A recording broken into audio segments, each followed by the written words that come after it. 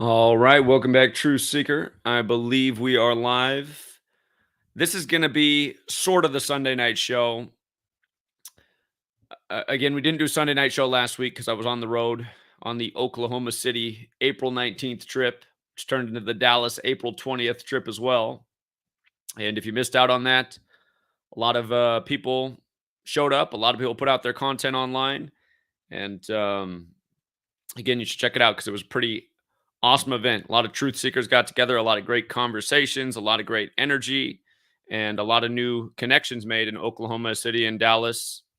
The people who found out, they're living in the same community together, worried about the same things together.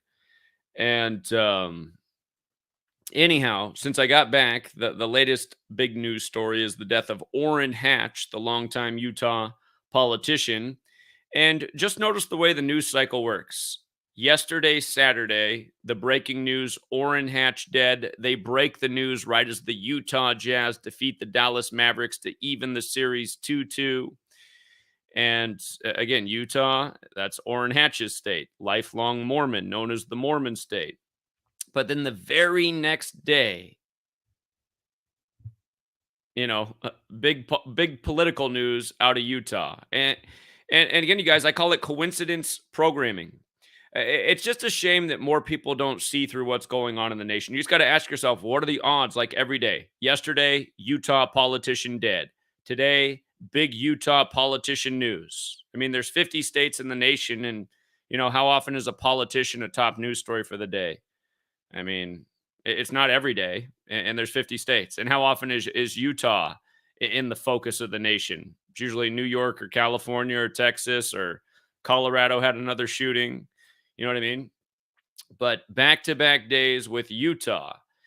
And again, year after year, what I've been showing is there's a reason there's a song out there called Murder by Numbers, where the lyrics say killing is the sport of the elected. And there's a reason for year after year I've been proving how sports and politics are synced up. And again, Orrin Hatch news death or the death of or the news of his death breaks right as the Utah Jazz went in a comeback. I mean, just like the timing couldn't be any more perfect. Well, let's look at this. Let's start with the death of Orrin Hatch. Let's go back and revisit yesterday's news story. The significance of him dying at age 88 on April 23rd. And again, the age of 88. This man was a member of the Church of the Latter-day Saints, or also known as the Mormons. The Mormons themselves, they don't like to be called that anymore. But again, that is how most people refer to their religion. It's easy. It's one word. But Mormon has that gematria of 88. Again, there's a song out there called Gematria, the Killing Name.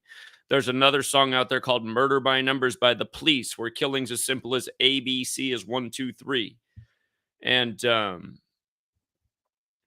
again, in this simple cipher, A is 1, B is 2, C is 3. You add up the letters of Mormon. M's the 13th letter, O's the 15th, R's the 18th, so on. Mormon adds up to 88. So that's the first part. Now, I've written 2 books, and in those 2 books, I've mentioned the same thing. Again, if you're not familiar with my books, they're big.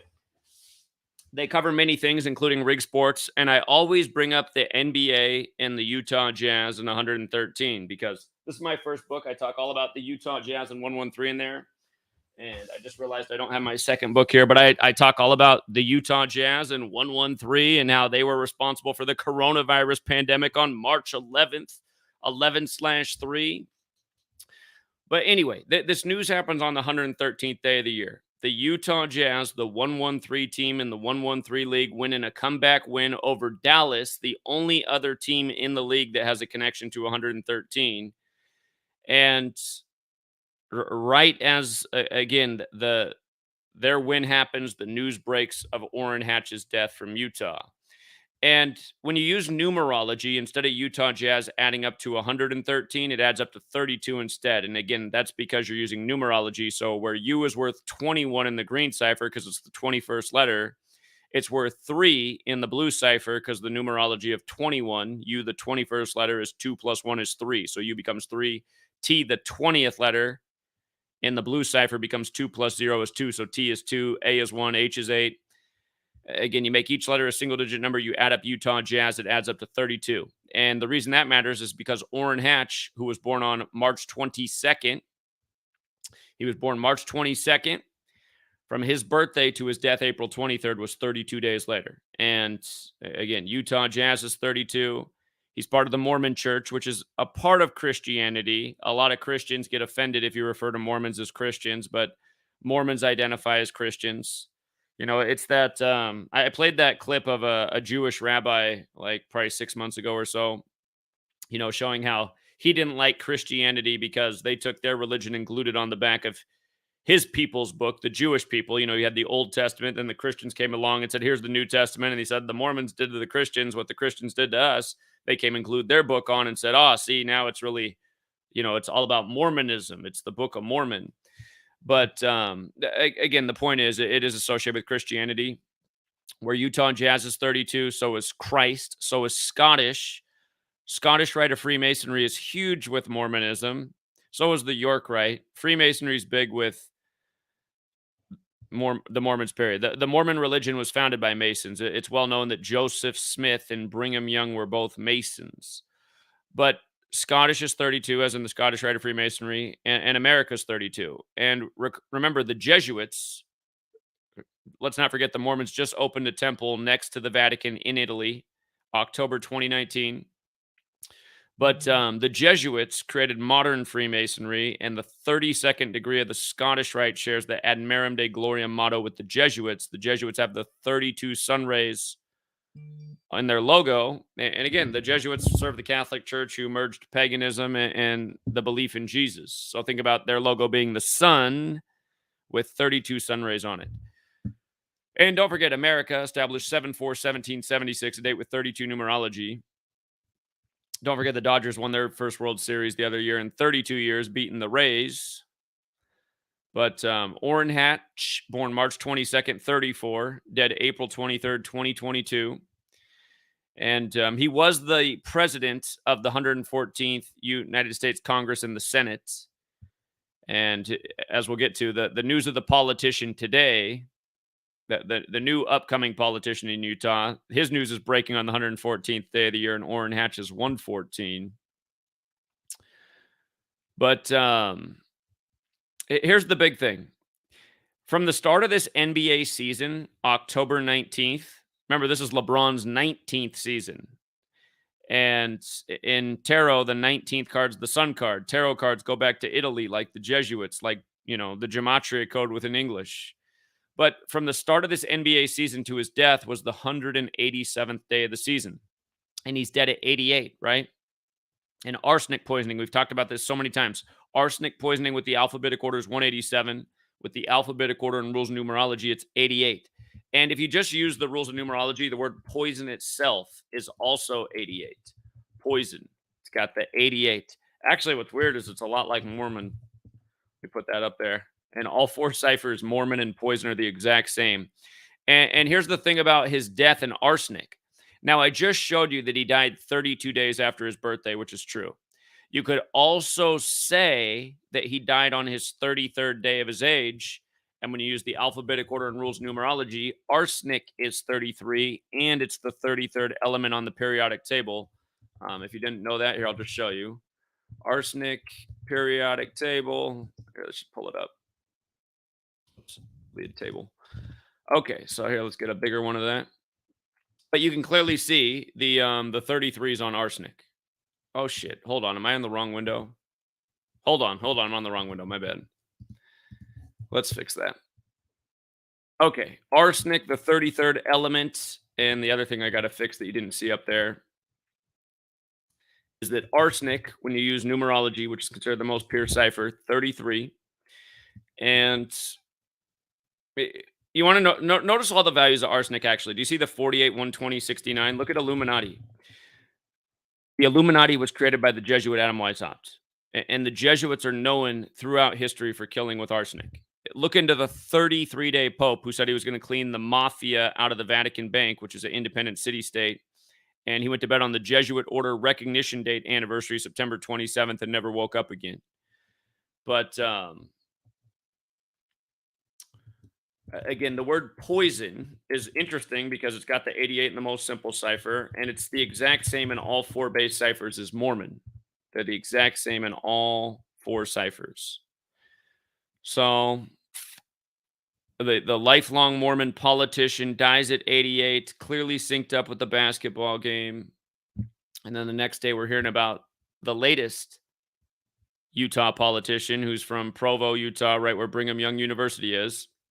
And with regards to arsenic being 33, Joseph Smith was murdered in jail, if you didn't know that, the founder of the Mormons. And then 33 years after his death, Brigham Young died unexpectedly. And some people think he was poisoned to death. So where Brigham Young University is, that's where the politician who's getting promoted today is from. And here's the other thing. See how Utah is 22 in Gematria? We're going to talk about how the man who's now getting promoted today just came out of the CIA, and he's polling at 22% in Utah, as they say. And this news of him today is 22 days after his birthday, which means the day prior was his 22nd day of his age when Utah tied the series with Dallas 2-2, but also Orrin Hatch died on his 33rd day of his age. And again, I mean, the coincidences, even without Jim. See, that's why it bothers me in a little bit that there's not more people in the world that take to this knowledge and understand it, because it really is simple to understand. And for years before I knew about this, I was just looking at stories like this day after day. Because if you pay attention to the news, I mean, it's coincidences day after day, and it's just like, God, I feel like I feel like I'm being treated like I'm so dumb. Yesterday, you're talking about this famous Utah politician being dead, and now today, the big news is a new upcoming Utah politician. This feels like a ritual sacrifice for this guy. You know, that's how I used to be once upon a time. Then you learn the code and you realize, oh my God, it really is a ritual sacrifice, and it's being done by an ancient occult language that comes from Kabbalah that goes back to Babylon. But anyway, there's several points to get in here. I just want to make sure I get in the easiest points to absorb before we go over the greater details. Here, with regards to 187 and the Jesuits, and again, him being dead on the 187th day of the NBA season, when you write out Society of Jesus, when you run the alphabetic order in reverse, it's 187. If you're new here, I talk about all of these ciphers all the time with the Jesuits. All of these values matter. Gematria is just the alphabetic order forwards and backwards with rules numerology. I call it the four base ciphers because, again, you just see that when you pay attention to this day after day, they're using these same numbers ritualistically over and over. And their symbol is the unconquered sun, which is Sol Invictus. Unconquered Sons also got the 187. They represent the Holy Roman Empire, which is another 187. They've been in Washington, D.C. longer than the federal government. Washington, D.C. is 187. You know who a guy is that we've seen a lot of in Washington, D.C. in the last 2.5 years? Anthony Fauci, who's Jesuit educated. Just knows how his name is the exact same as Washington, D.C. in every cipher. But it's named after George Washington as well, who was a Mason, who the first Jesuit university in the U.S. is named after, Georgetown. And again, the 32nd degree of the Scottish Rite shares the motto with the Jesuits, Ad Merum Dei Gloriam. And notice how Scottish Rite has Gematria 57. So does Georgetown. That university was established January 23rd, 1789, the year that George Washington turned 57 years old. And Orrin Hatch, notice his name. His name has the 57, 156 in it, just like Scottish Rite, you know. Well, hold on. Orrin Hatch, I spelled his name wrong. Orrin Hatch. I take it back. Yeah, I'm tired right now. He has the 57 like Scottish Rite. The 156 is a reshuffling, 165. But the 114 again is important because he was the president of the 114th Senate. And now the new politician, he's getting the news coverage on the 114th day of the year, one day after his death. Like the man who's going to fill his trousers. And with regards to the 187 too, remember, all of this stuff is biblical. Almost all of these numbers come from the Bible. A lot of them come right from the beginning, the Torah, Genesis. The Torah's 187 chapters. And that's what the Abrahamic religions are based in: Judaism, Christianity, and Islam. And notice Abrahamic when you run the alphabetic order in verses 187. So, okay, so 187th day of the season, dead at age 88. It's that arsenic poisoning code. We've seen it many a times before. And again, the lifelong Mormon in the Mormon state, Utah.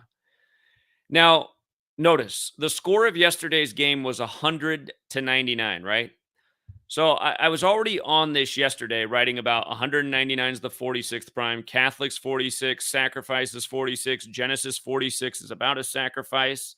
Well, the piece I didn't have when I decoded this yesterday is who was going to get the attention today. And guess how old he is? Evan McMullin. By the way, Mick, that's a common start of a surname for somebody who's Scottish. McMullin, Evan McMullin. He's going to take on Mike Lee. But notice he's 46 years old. He's 46 years old, and he's from Provo, Utah, which also equals 46. Again, that's where BYU is. But notice his name. His actual birth name. He goes by Evan McMullin, but his birth name is David McMullin.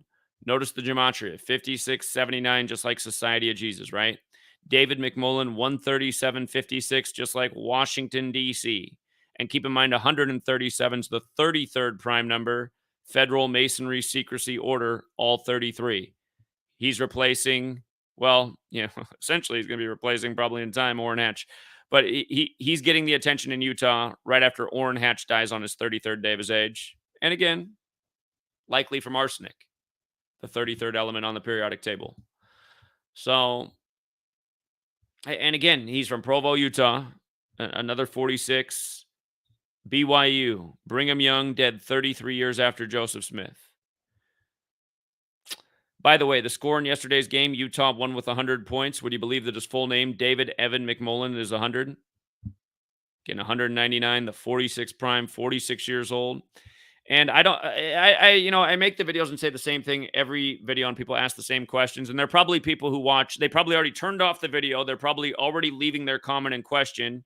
But I get the same questions every video. You guys, they can rig the games to the point, which they do day after day, which we prove day after day. Can't tell you how many times we called which team was going to be the right team and why it was the key number, and that ended up being the score of the game, which we just laugh at as we collect our earnings. But anyway, they're using technology to ensure outcomes. And yes, the coaches and seemingly in the NBA, I think on the NBA level, every player on the court or nearly every player on the court's in on the script. Maybe not the guy who warms the bench all season, but and in college, it's the refs and the coaches and a key player or two. But in the NBA, they're all part of the show, and they're paid big money to be a part of it. So anyway, we'll just look at the numbers that start to show up in the story, right? Party delegates voted 57% to 43%. Scottish, right? 57. Masonic, 43. DC, D, the fourth letter, C, the third. The land of Georgetown, 57. Just these numbers, right? Stand out. And then down below, they got to mention McMullin, a former CIA officer and one-time House GOP aide, ran for president in 2016 as an anti-Trump conservative. And then it says he got about 22% of the vote in Utah. And again, Utah equals 22. Utah 22. Orrin Hatch dead on his 22nd day of his age. Notice his birthday is April 2nd, right? Today's the 24th. So it's 22 days after his birthday, which means yesterday was his 22nd day of his age. And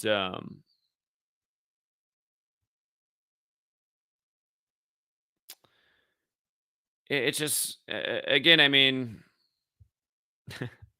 a funny thing, when I was at the Dealey Plaza, there's a man who apparently has been outside in a lawn chair for 29 years. Here, I bought one from him. I bought JFK Conspiracy USB. I'm sure once upon a time he gave it in a printed packet, but in the computer age, he now puts it on a USB. But he says that the mafia killed JFK, which probably isn't far off from the truth. And I said, well, you want to learn a new one that you probably haven't heard before? I said, just stop me if you have. I said, are you familiar with gematria? He didn't know anything about it. So I just said, if you write out JFK assassination and you use the alphabetic order, because it's called the JFK assassination, right? He's like, yeah. I said, okay, use the alphabetic order. A's 1, B's 2, C's 3, D's 4. By the time you get to J, it's the 10th letter. F is the 6th letter. K is the 11th letter. I said, if you add up JFK assassination using the alphabetic order, it adds up to 187. And JFK was killed in the 187th year of the nation's existence. And then there's another cipher that's related where you just multiply the alphabetic order times 6. A is 6, B is 12, C is 18, D is 24, so on. You add up JFK assassination that way, it's essentially 187 times 6. It equals 1122. Like he was killed on 1122 in the 187th year of the nation's existence. And the guy who's out there talking about conspiracies at the JFK site, he looks back at me and goes, man, I don't know. That seems super complicated. And I thought, oh my God, man, super complicated. In reality, I'm not even sure JFK really died. I mean, nobody could make out any of that video until the 90s, and it seems to be the point is this whole nation's history is by the perfect script. So you had to have a guy in there with the right initials to plug assassination on the end where it would all work out in the 187th year. And again, if you don't think these people are numerologists, again, the clues are all abound. 9/11 was all about 11. JFK was all about 1122. What are the master numbers? 11 and 22. And the master teacher is 33, and Kennedy equals 33, just like teacher. All in that most pure cipher. But yeah, it's just, I mean, it's just so sick the way they get away with it. Or yesterday, Orrin Hatch, today another Utah politician, and most people don't even blink an eye. And granted, part of the reason most people don't even blink an eye is because they're not even going to turn on the news today. Most people don't watch the news. They'll be watching basketball today, movies, TV shows, reality TV, you know, everything but the news. So I guess, I mean, to think about it realistically, like, I'm sure that for everybody who's going to watch porn today, you know, for all million people that'll watch porn today, one person will watch the news. And it's not that I'm advocating for watching the news. It's just that people aren't paying attention. And I've been paying attention because I've been trying to figure out what's really going on in the world since I was 18 when 9/11 happened. And I think I've done a pretty good job of figuring a lot out. But the next phase of this is how are we going to get more people to take notice and pay attention and see just how fundamentally evil and sick their society is and their government. I mean, a government that ritually sacrifices people, that makes sure everything's so rigged and orchestrated just to keep everybody on the conveyor belt of life, going to work, minding their P's and Q's, paying their taxes, living in fear. You know, I kind of have the answer to that question. What we just did in Oklahoma City, just having a large gathering of a very diverse group of people having great conversations in the street, it attracted a lot of people like a magnet who just wanted to find out what was going on. Why is there like 60 people here gathered just having conversations and holding cameras and talking to each other? What is going on? Cameraman walking away around filming it all. People just want to know. It was cool. There was this group up from Arkansas that didn't even know we were going to be there, but they're like, oh my God, this is so weird. I was just having a conversation with my friends that there's something more powerful about numbers than we know in this world. And then we were walking down the street and then here you are. And again, I mean, that's the cool thing about being outside, just having synchronicity. There were so many synchronicities on this trip. But yeah, the one synchronicity I missed out on is I drove from Dallas through Salt Lake City all the way back to Washington State. And I was doing that drive on Thursday and Friday. And had I just slowed my roll a little bit, I could have been right there in Salt Lake City, right on the dime to drop the knowledge on the megaphone of the basketball game, just like I was doing last year at the Blazers Stadium, talking about. Well, remember last year I was actually literally at the Blazers Stadium in Portland, Oregon, talking about the death of Mark Eaton, the former Utah Jazz member, who supposedly died from a bicycle accident. Remember last year? That was during the playoffs. Jerry Sloan died by the numbers. But here, this is the other piece about that we got to get in about this. So the Utah Jazz Dallas game, again, these are the only two teams in the NBA that have a 1-1-3 connection. And I want to show you something funny. We're going to go to the ESPN page real quick. Oh, okay, hold on. We'll do this, and then we'll go to the ESPN page. When you write out the National Basketball Association, it equals 1-1-3. Utah Jazz is the only team with a complete name that equals 1-1-3 in the NBA. The one other team that has a connection to 1-1-3 is Dallas. Dallas equals 1-1-3 when you run the alphabetic order in reverse. And again, 113 is the 30th prime. There's 30 teams in the league. The high scorer yesterday had 30 points. Luka Doncic, the great white hope. And again, Michael Jordan's 113. Kobe Bryant's 113. His retirement poem, Dear Basketball's 113. Right before his death, Kobe was in the news 113 days after his birthday for helping out with the car crash. 44 days before his helicopter crash. Remember, when you run his name in reverse, it's 157. He died on his 157th day of his age. But remember, the Utah Jazz were blamed for the coronavirus pandemic lockdown. Coronavirus pandemic equals 113, and that was declared on March 11th, 11/3. And this year, you saw LeBron pass Karl Malone in points scored, doing it in 113 less games than Karl Malone. And you saw Greg Popovich become the winningest coach all time, doing it against the Utah Jazz. Think about it. The winningest coach in the NBA, the 113 league, against the one team that has the full name that's 113, and doing it on March 11th, as Popovich did, 11/3. And with regards to March 11th, I want to show you what's funny about this year and last year on March 11th with Dallas and Utah. So hold on. Okay, going back to March 11th. Notice Dallas scored 113 on March 11th, right? 113. And that was the day that Greg Popovich, you can see it right there, he set the record right there, winningest coach all time against the Utah Jazz.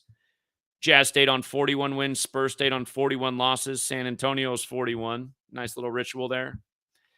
And remember, 41 is the 13th prime. San Antonio's where the Alamo happened that lasted 13 days. You might recall the Alamo Bowl, Oregon losing with 41, giving up the record lead to TCU. And then immediately the Oregon standoff began right after that game, and it lasted for 41 days, which we predicted it would before, well, on the first day of it happening, from understanding how news and sports are scripted. But okay, now I'm going to go back 2 years to the day the pandemic was declared, to March 11th, 2020. Check this out. The Mavericks that day scored 113 points on March 11th that day. And then, the Jazz didn't get a play because, God, somebody told me something down in Oklahoma City and I already forgot. There's some connection with the Thunder that fit in with the ritual too with the Utah Jazz. But remember, Oklahoma City, that team came from Seattle where the first case of COVID was. And then they're facing the Jazz and they used to be in NOLA. Anyway, it's just, you pay attention year after year, the same stuff happens. And honestly, I can't remember what happened last year on 2021. I guess we can look real quick. Let's see. How come that didn't work? Let's see. March 11th. Were those teams playing last year? Well, they didn't do it last year. There might have been another 113, though. Who knows if you were paying attention? It could have been like an all-time head-to-head win.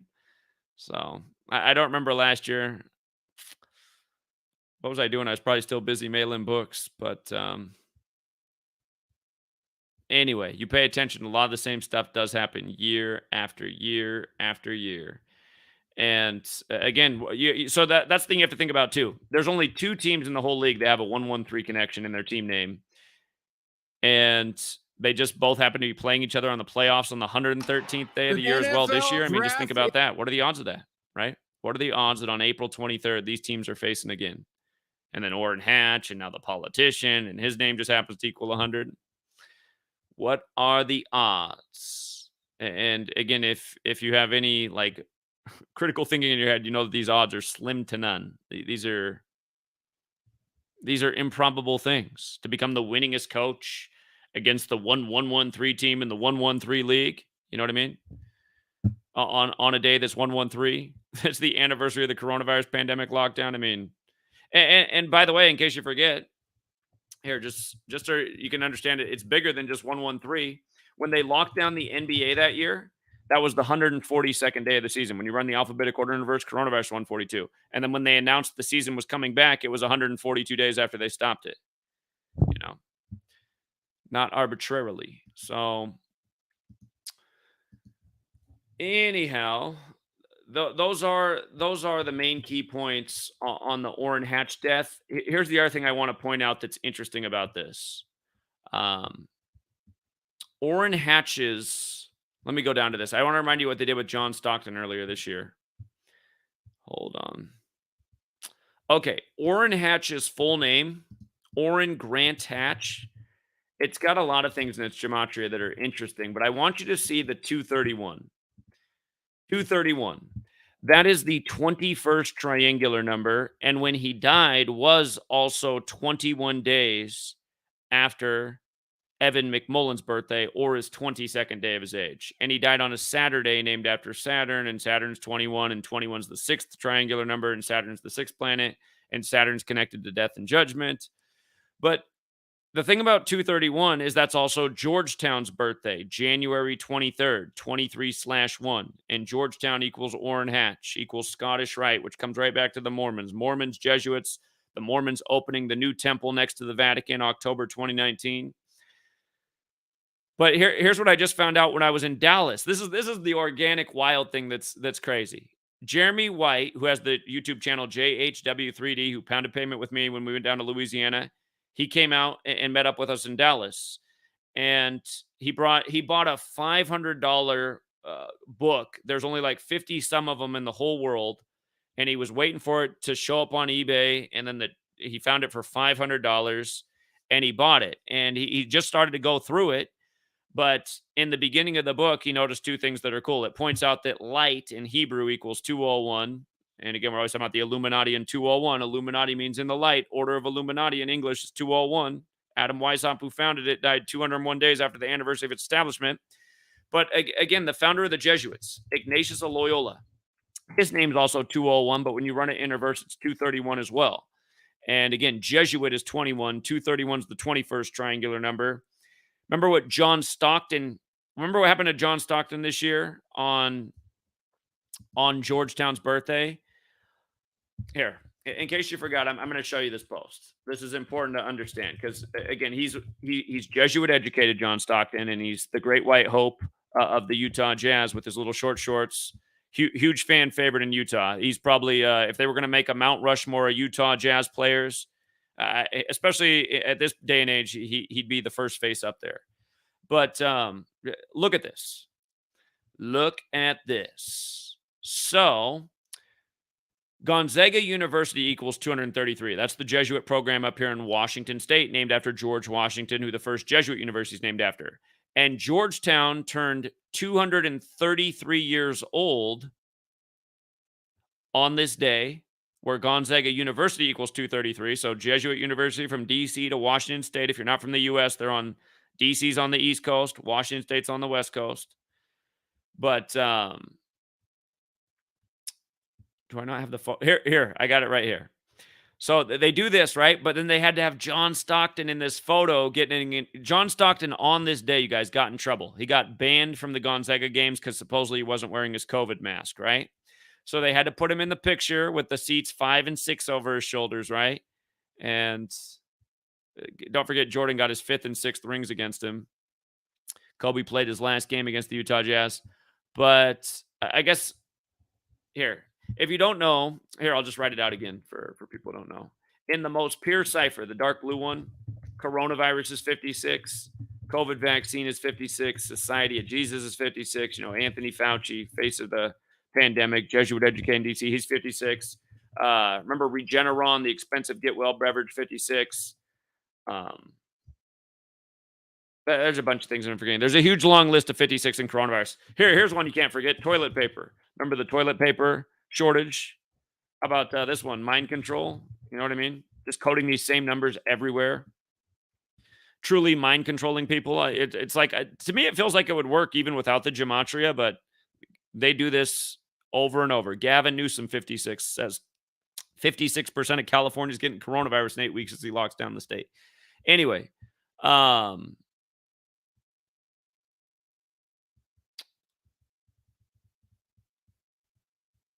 got the same notes here about, just talking about the same thing every time I bring up these teams. 113.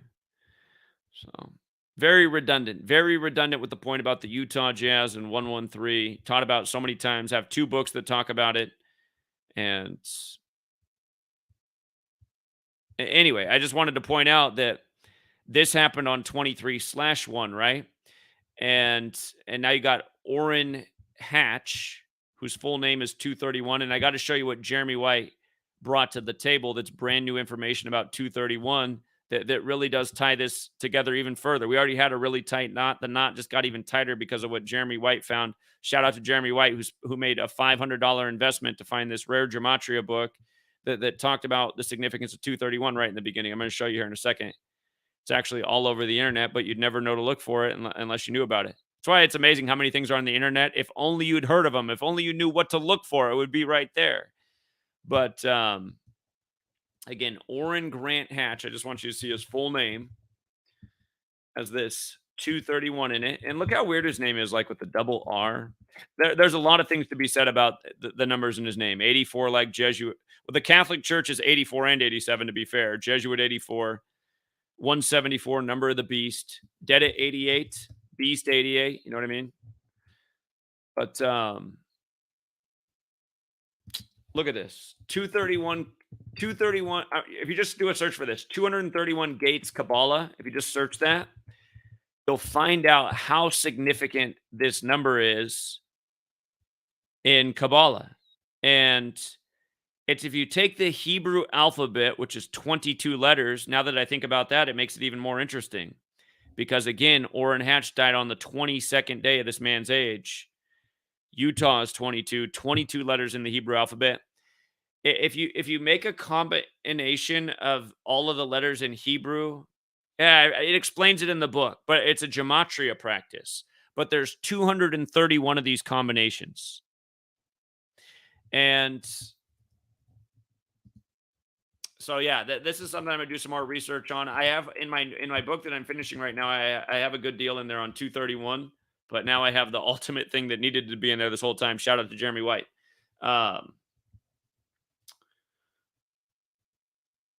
And again, Jeremy, if you're out there, if you want to update your website and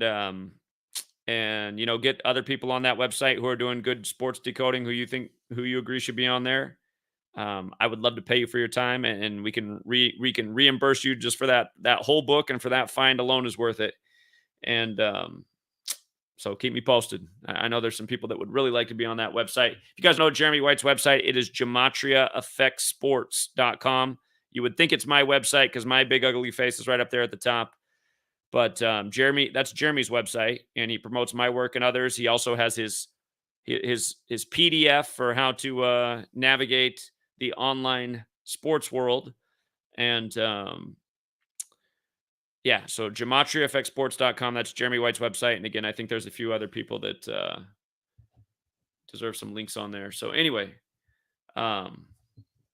if you write out Jewish mysticism, it also has the 201 in it. That's the main component of Jewish mysticism is Kabbalah. And you see how it's 20193, Order of Illuminati is 20193. Those are huge numbers in the state of Israel, which is 201, which is established with about 1,093 rituals. And again, it's all Kabbalah based. And as time goes on, as more and more discoveries are made, we see more and more how these numbers are important and where they gain their significance from. Again, all this stuff is super old. None of us were taught about it. I found out about it thanks to Manly P. Hall's The Secret Teachings of All Ages and all the ongoing research and decoding and contributions from all the people in the community ever since. But there's still so much more to know. And again, I mean, it really is a tough topic, though, to get most people to get behind. And I think a lot of it's because a lot of people don't have enough intelligence or processing power to appreciate it. Even people that are sort of awake. You got the whole like for example, just I'm not trying to make fun of people, but like the QAnon people, the flat Earth people, the Donald Trump people, the Pizzagate people. These people have an inkling that something's wrong in the world, but then they get sucked into psyops and get behind false, rhetoric and false movements that are obvious psyops because, it's like they have more IQ than most people, but not enough IQ still to see. And most of those people that are right there sucked into those things, they don't have enough intelligence to appreciate this work, which is dead on and undeniable. So it's tricky, but somehow, some way, we're going to figure out how to overcome it. And Yeah, it's just like the guy at the Dallas side. He's like, man, ABC 1, 2, 3. That's complicated. So, if you guys want to be part of the show, I'm not going to go super long tonight, but if you want to be part of today's show, send me an email right now, GematriaEffectNews@gmail.com. GematriaEffectNews@gmail.com. And just put in the title show. You don't have to write anything in the body. Just a quick email with show in the title, and I'll respond to your email, and I will send you the link to join the show. And again, just the one thing you need to make sure that you have hooked up is a microphone. If you've never joined the show this way before, what happens is when I send you the link and you accept the link, you end up in a little queue thing that I can see. And then once I invite you in, then people see. You don't have to put your face on the screen. You can have your camera off or on. You can choose to put an avatar there if you want instead of your own face. But you got to make sure you have a mic or else nobody will be able to hear you. So make sure your mic's on. And again, GematriaEffectNews@gmail.com. I think we might already be getting some people. Yeah, we already got people that are trying to jump on. Our first 2 emails are in. So 208 first today, Shelby second. I'm going to send out those invites. And again, I can have up to 10 people on here at a time. If it does end up getting busy with a lot of people on here, just try not to be the guy in the room that just keeps talking. Say your piece. Let the next person get in. And again, you guys are welcome to talk about the Orrin Hatch thing. Anything else you've noticed in the NBA playoffs? I've been working hard the last week and driving all over the place, so I missed a lot of news stories I would normally catch. But yeah, anything that's related to what's going on right now, the world of sports, the world of politics, corrupt news, your feedback on the Oklahoma City / Dallas pounding pavement tour, all of that is welcome. And if you were at Oklahoma City and you got something else to share tonight, that would be extra cool to have you come back on and just share your experience. But yeah, we're not going to go as late as we have been, just because again, since I've been gone for a week and a half, I got to spend a little more time with Sweet Lady. She has to go back into her little internship thingy tomorrow. So, all right, let me get out these links and bear with me 1 minute here.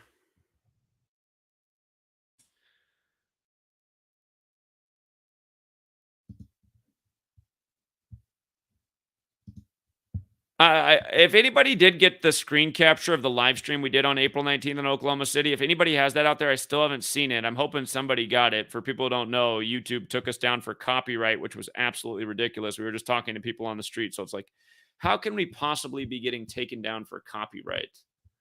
But really, they just didn't want the world to see how nice it could be for a bunch of people who are dubbed conspiracy theorists to get together and actually talk to people on the street and hold conversations and get people excited and interested. I mean, it was nothing like the stereotypes they love to throw out there in society. And again, good-looking group of people, very diverse, all ages, all sexes, all races, just a very diverse, intelligent, good-looking group. Making waves. That's why they had to censor us. So, all right, there's a number of people that are going to be hopping on the show here, and I am getting out all the invitations. Eloy's the latest, and Eloy, you're okay. We got 1, 2, 3, 4, 5. I just sent out 6 invites to the show, so 208's the first in the building. What's up, 208? Hey, can you hear me? I can hear you. Yeah. Cool. What's I up, just had something quick to share about the Jazz and 113 and all that. I had a quick observation. Don't put too much stock into this, but maybe Jazz and Celtics in the finals. Because I looked last night, and isn't Game 7 on the 19th of June? It is, because I remember Game 7's on the real King James's birthday. So then Game 6 will be on 6/17, right? 617 is the 113th prime. Yeah, and Boston's the 617 area code. Okay, that's interesting. That's I interesting. just found that last night, and yeah, I tried commenting, but you didn't see it. I just wanted to see what you thought about that. Well, it's the 76th pro basketball season, and they're really hyping the 75th year as the NBA brand. Have to see if either of those teams have connections to those numbers. So, But just with the Jazz death on the 113th day of the year, and then the thing with John Stockton. well, it's like the 49ers had that big old death with Bob Saget, and then they did go further than expected. They were supposed to lose in the wild card round, but they made it all the way to the conference championship. So it's possible because NBA Finals does equal 57, like Orrin Hatch. I mean, no doubt they're part of the NBA playoff narrative, but you have to look at it more. I haven't watched a whole lot of NBA this year, but Yeah, it's possible. It's possible. Well, so where's the Celtics piece fit in besides just the 617 thing? Did they have something happen? No, I don't think so. I think I just was looking. I had that thought pop into my head, and I searched who has the 617 area code. I was like, oh, is it going to be a team that's in the playoffs? And sure enough, it was Boston. Okay. Well, I will. Well, it does make sense that I guess that's Boston's connection, the one number, their area code. So always one of the top NBA teams. All right, very interesting. I'll look more into it. I appreciate it. Yep, I'm going to hop off here. I just wanted to share that real quick. You guys have a good rest of your night. All right, take care, man. What's up, Shelby? Hey, what's going on, man? Can you hear me all right? I hear you great. Thanks for coming on. In the private chat here on StreamYard, I left a link. If you could open that up for me. Let me see here. Let me figure that out. By the way, you can find Manly P. Hall's book that you keep talking about, Secret Teachings of All Ages. It's on the CIA.gov website. I love that. I love that it's on their website. It's like it's a major clue, isn't it? It's like, here's what we're doing. You know what? Someday I just need to start reading from that book again and just start from the beginning. There's probably a lot of other things in that book that I need to be aware of that are in there. So I started reading it. Thanks for bringing that up. And I left the link for it in the YouTube chat, so you can look for that. Okay.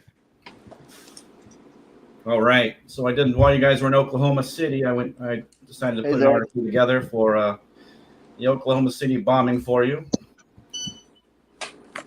Yo, what's that? Can you hear me? Oh yeah, hey, I brought you in, but just give us a minute because Shelby's going to show us his thing. Then Itachi's on. We're going to go right in order. So you're in the room. No you'll be right up. I appreciate you jumping on. Yeah, no problem. Okay, we're ready, Shelby. All right. So basically, that's just the heading and a picture for you. Oklahoma City bombing has the Jesuit Society of Jesus coded all over it, as you know. Here's a screenshot from the Wikipedia page. And like you said, it said 168 deaths.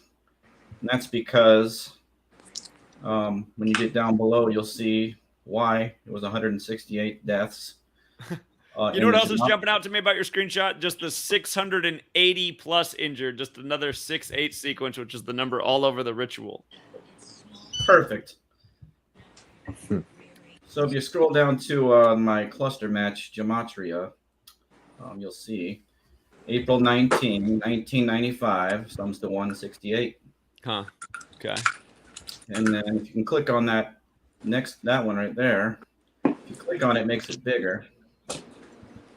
And then you could see closer, people can see it better.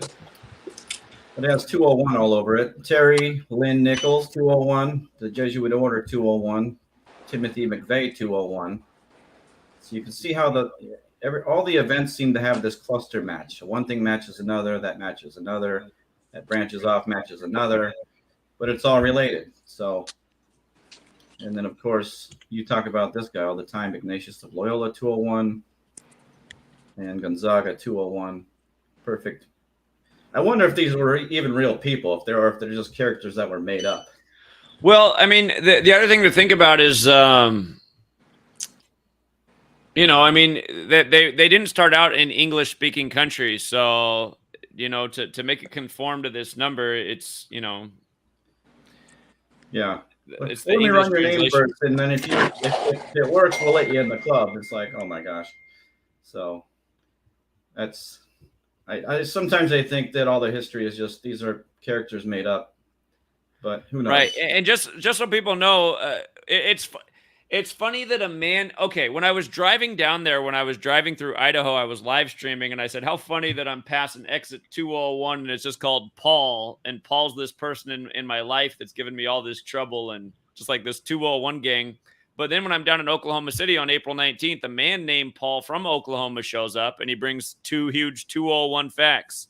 Again, people can look this up. Richard Snell equals 201. He was put to death by the state the day of the bombing, and he was part of the reason he was in prison is because he was arrested on April 19th, 1985 for plotting to blow up the same building. And he was also responsible for the deaths of two people, supposedly, and he was put to death for that. But his name is 201. And then he got radicalized like Timothy McVeigh in the white supremacist camp, supposedly in Elohim, Arkansas, which was founded by a man named Robert G. Millar, which equals 201. And again, I mean, that's Ignatius of Loyola Day, April 19th, which he's Mr. 201 himself. So, yeah, there's so many 201s on the event. There's so many Jesuit Catholic numbers on it. I mean, it's just, it's undeniable. And again, I think they know it's undeniable, and I think that's a sign of why I was treated the way I was down there. I wasn't allowed to go in the museum. I had a guy following me around the city, leaving manila envelopes with threats. Yeah, how did that go? I mean, did he do anything or no? That's probably just some schmuck who is probably just following you around trying to scare you. But I mean, if he's watched you long enough, you're not easily spooked. So right, and we weren't spooked, and we prevailed. They had to censor us. So anyway, good for yeah, you. good decode. All right, I'm gonna hop off here. Thanks All so right. much for going down there and spreading the word, and try to do it more and more every year. Indeed. All right, All right. Shelby. Thanks, man. All right. Have a good one. All right, what's up, Itachi? Oh, Itachi's mic's off. I'll bring Richard on. What's up, Richard? Yeah, can you hear me okay? Oh, hold on. Rich, we'll go next. But yeah, what's up, Itachi? Yeah, you're Not good. much. Just wanted to say, amazing job in Oklahoma City. I wanted to be there. It was just family's birthday at the time, but I thought, what you were met with, that type of resistance really proved and validated the importance of the work. Because, if it was just some crazy Scientology or flat Earth, I think they're just letting you go in and, make a fool of yourself. But, yeah, I just thought you guys did an amazing job. And it's very pathetic that, you still got people coming out and making videos saying, people are saying it was staged. People are like, when you got confronted by those security guards, you got agents trying to discredit you at every avenue. So I just thought that was, pretty wild. And yeah, and I think it's just further proof of I don't think I'm wrong about there being a federal operation around this work because it's exposing so much, and that's why there's people in the city able to track down my car and come up and harass me on the street, and the security presence ready when I show up in the museum. And again, I mean, I'll tell you what else is really actually annoying me this month: the fact that the Patreon subscribership is the lowest it's been in over a year. It's like, what is going on this month where we're trying to make things happen? People are falling off the fence. It's just like, anyway, I will still keep going forward. But for all the people in the world that can't pledge $1 to what we're trying to achieve and build up to, I mean, you guys are the reason we're sinking to the bottom. I got to be real. So. Yeah, and I'll just leave it with this. I had to send you that future kind of mask reference. I was streaming in live time, and I found that if you look 4 years ago, whatever, the anniversary of the song "Mask Off," that's when they stopped the mandate. But again, you don't even need gematria. You don't need the numbers. I always knew there was some kind of greater conspiracy or whatever because of stuff like that. I just could never really explain it or catch it. So I just try to, I guess, kind of move on. But I'm just grateful that you have a system that is kind of undeniable, and you've exposed it. So yeah, that's all I got to say, man. Thank you for doing the show, and I'll keep watching. Peace out. Yeah, great point too, Itachi. If you guys missed that, when the supposed Florida judge, who all of a sudden after 2 years rules against the mask mandate, it's like, where's this judge been the last 2 years? But then they just happened to do it on the day that the single came out for mask off. And what are we saying? This whole entertainment world, politics, it's all controlled by the same people who are essentially giving us the middle finger every day, making fun of us. So, anyway, man, take care. Shout out to everyone in the chat. See ya. All right, see you, Tachi. And hey, there's Richard Quinn. What's up, man? How was it? How was it? Oh man, where do I start? You know, I mean, the security guards really showed their hand, Zach. I mean, we were telling them the easiest stuff, you know, and he was sitting there like he didn't get it, and it'd be impossible for somebody not to get it. You know what I mean? That guy was just there to filibuster. When we got so what's interesting is for all the years since the bombing, the memorial, what they do, the dedication on April 19th has always been outside the building. That's what they've always done. This is the first year ever that they moved it to the inside of the church across the street. And when we got there, the police were lined up at the door to make sure we could not come in and be part of the memorial service. And yeah, I think that's because I was there. Yeah, they were worried, and everybody'd be able to see that that's true, but they took down the stream, and I think that's the reason they took down the stream, because nobody made it ask themselves. Hey, we even had Richard Quinn on videotape yelling on the megaphone that people should look up at the sky and look at the spray and just wait for a few hours and just watch how the blue sky will turn to gray haze. Well, that's exactly what it did. We even got a little chemical rain. But I mean, yeah, it went about about 10. What would you say? It got maybe 5-10 degrees colder. It got cloudy. The sunshine went away.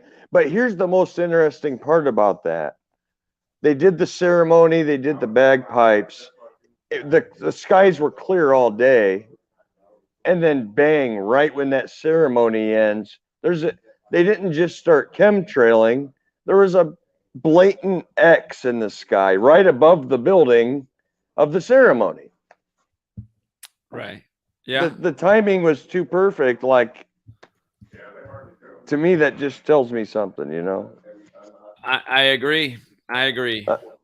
But you know what I've been thinking, just reflecting on OKC, I look at it as a huge building block, because we've been wanting to pound pavement for like 4 years now, and the people that are doing it right now have not only grown closer, but we are now the foundation of eventually having thousands of people in the streets confronting the government for ritualism.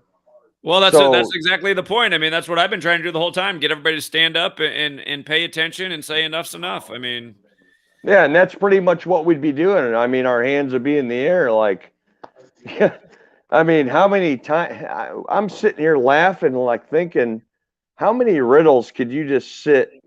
If I'm sitting in a chair and you're sitting in a chair, you could go all day and just tell me little riddles that are verifiable, and then you just have to ask yourself the odds. I mean, how many riddles could you sit there and you told us riddles the whole time we were there, Sure.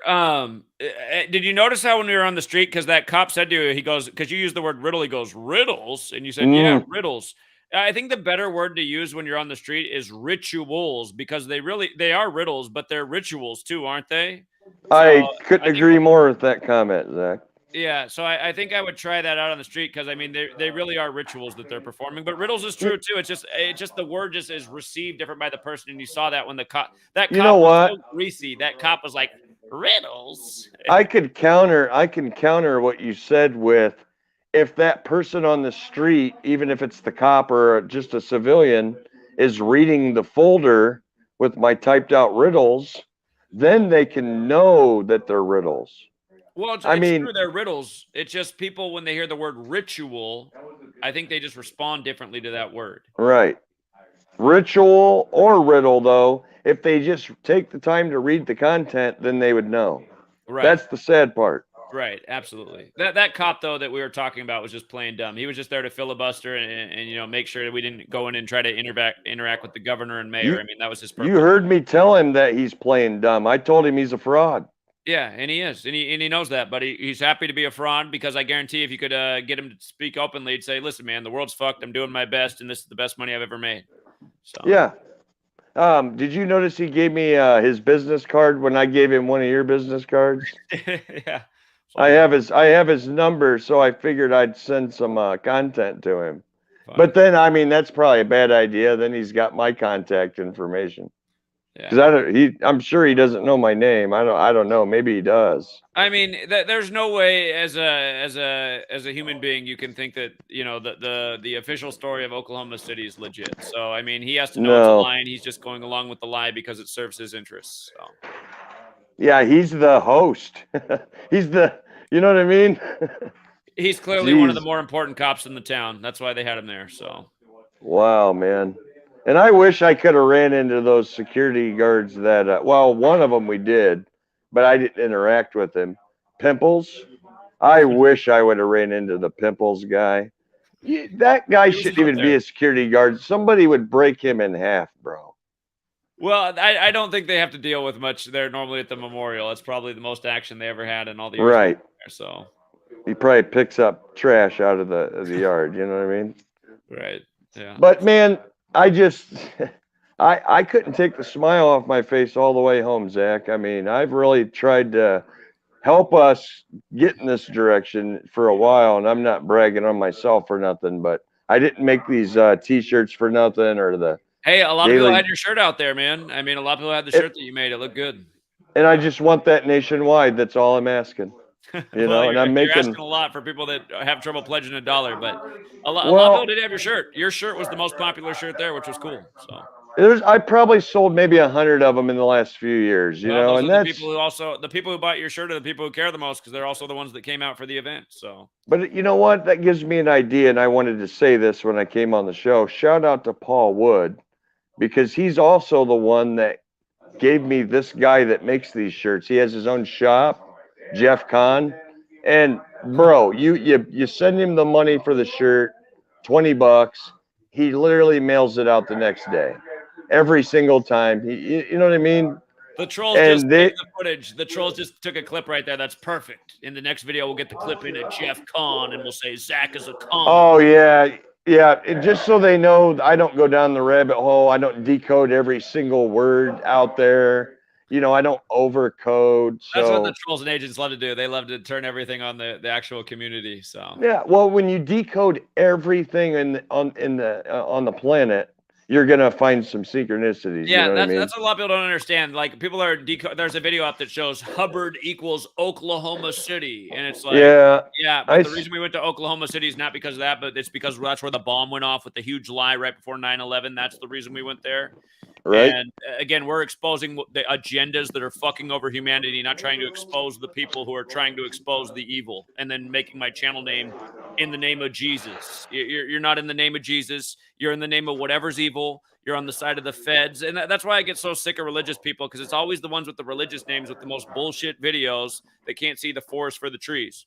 Oh, yeah, well, Zach's obviously a shill because he says he's not sure about Jesus, and he also denies the flat earth. It's just like, God, you guys. That's why I always tell people this is not all gematria.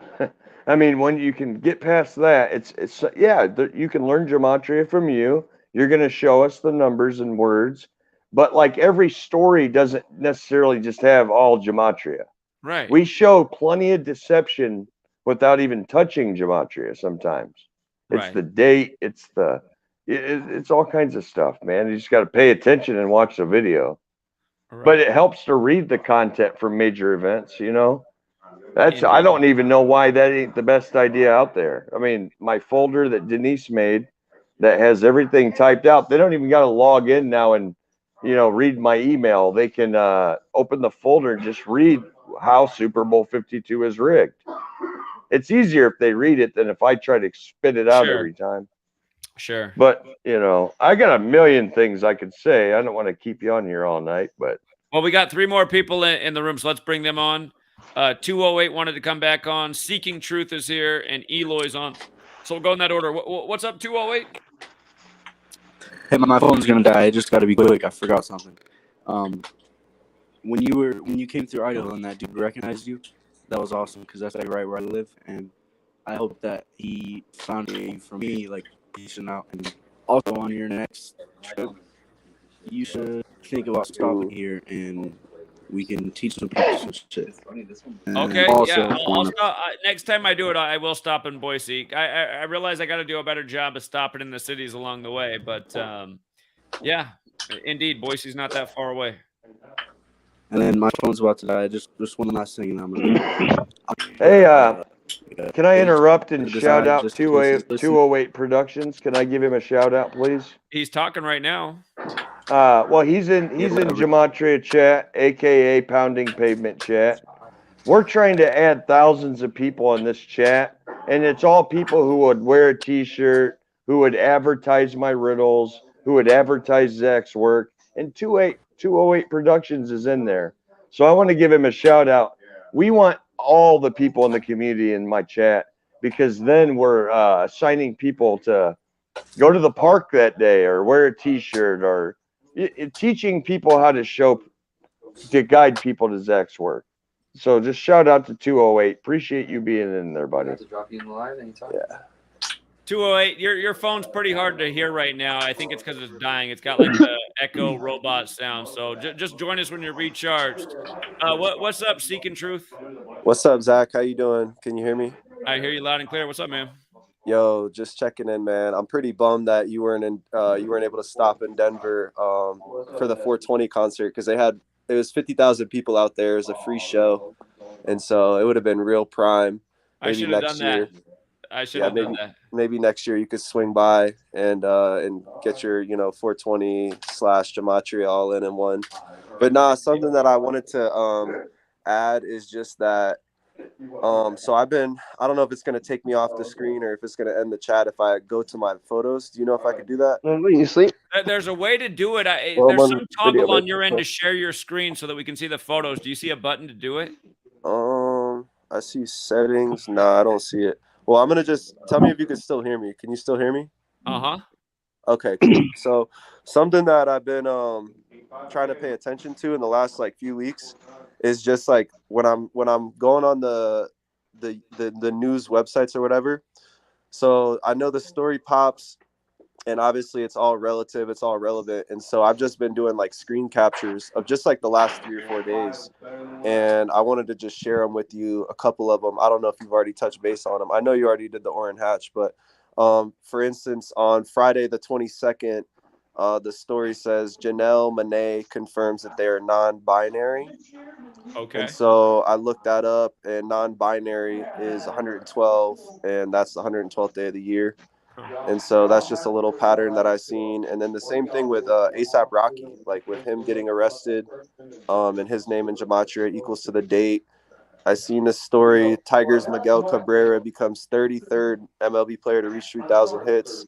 Tigers has 33 in it. Yep. I seen this link to a Matthew McConaughey, something about Texas. He's at the football stadium, and the quote says that today Matthew McConaughey says it's time to quote to bless the mood, quote, and bless the mood and Texas Longhorns. They both share a 187.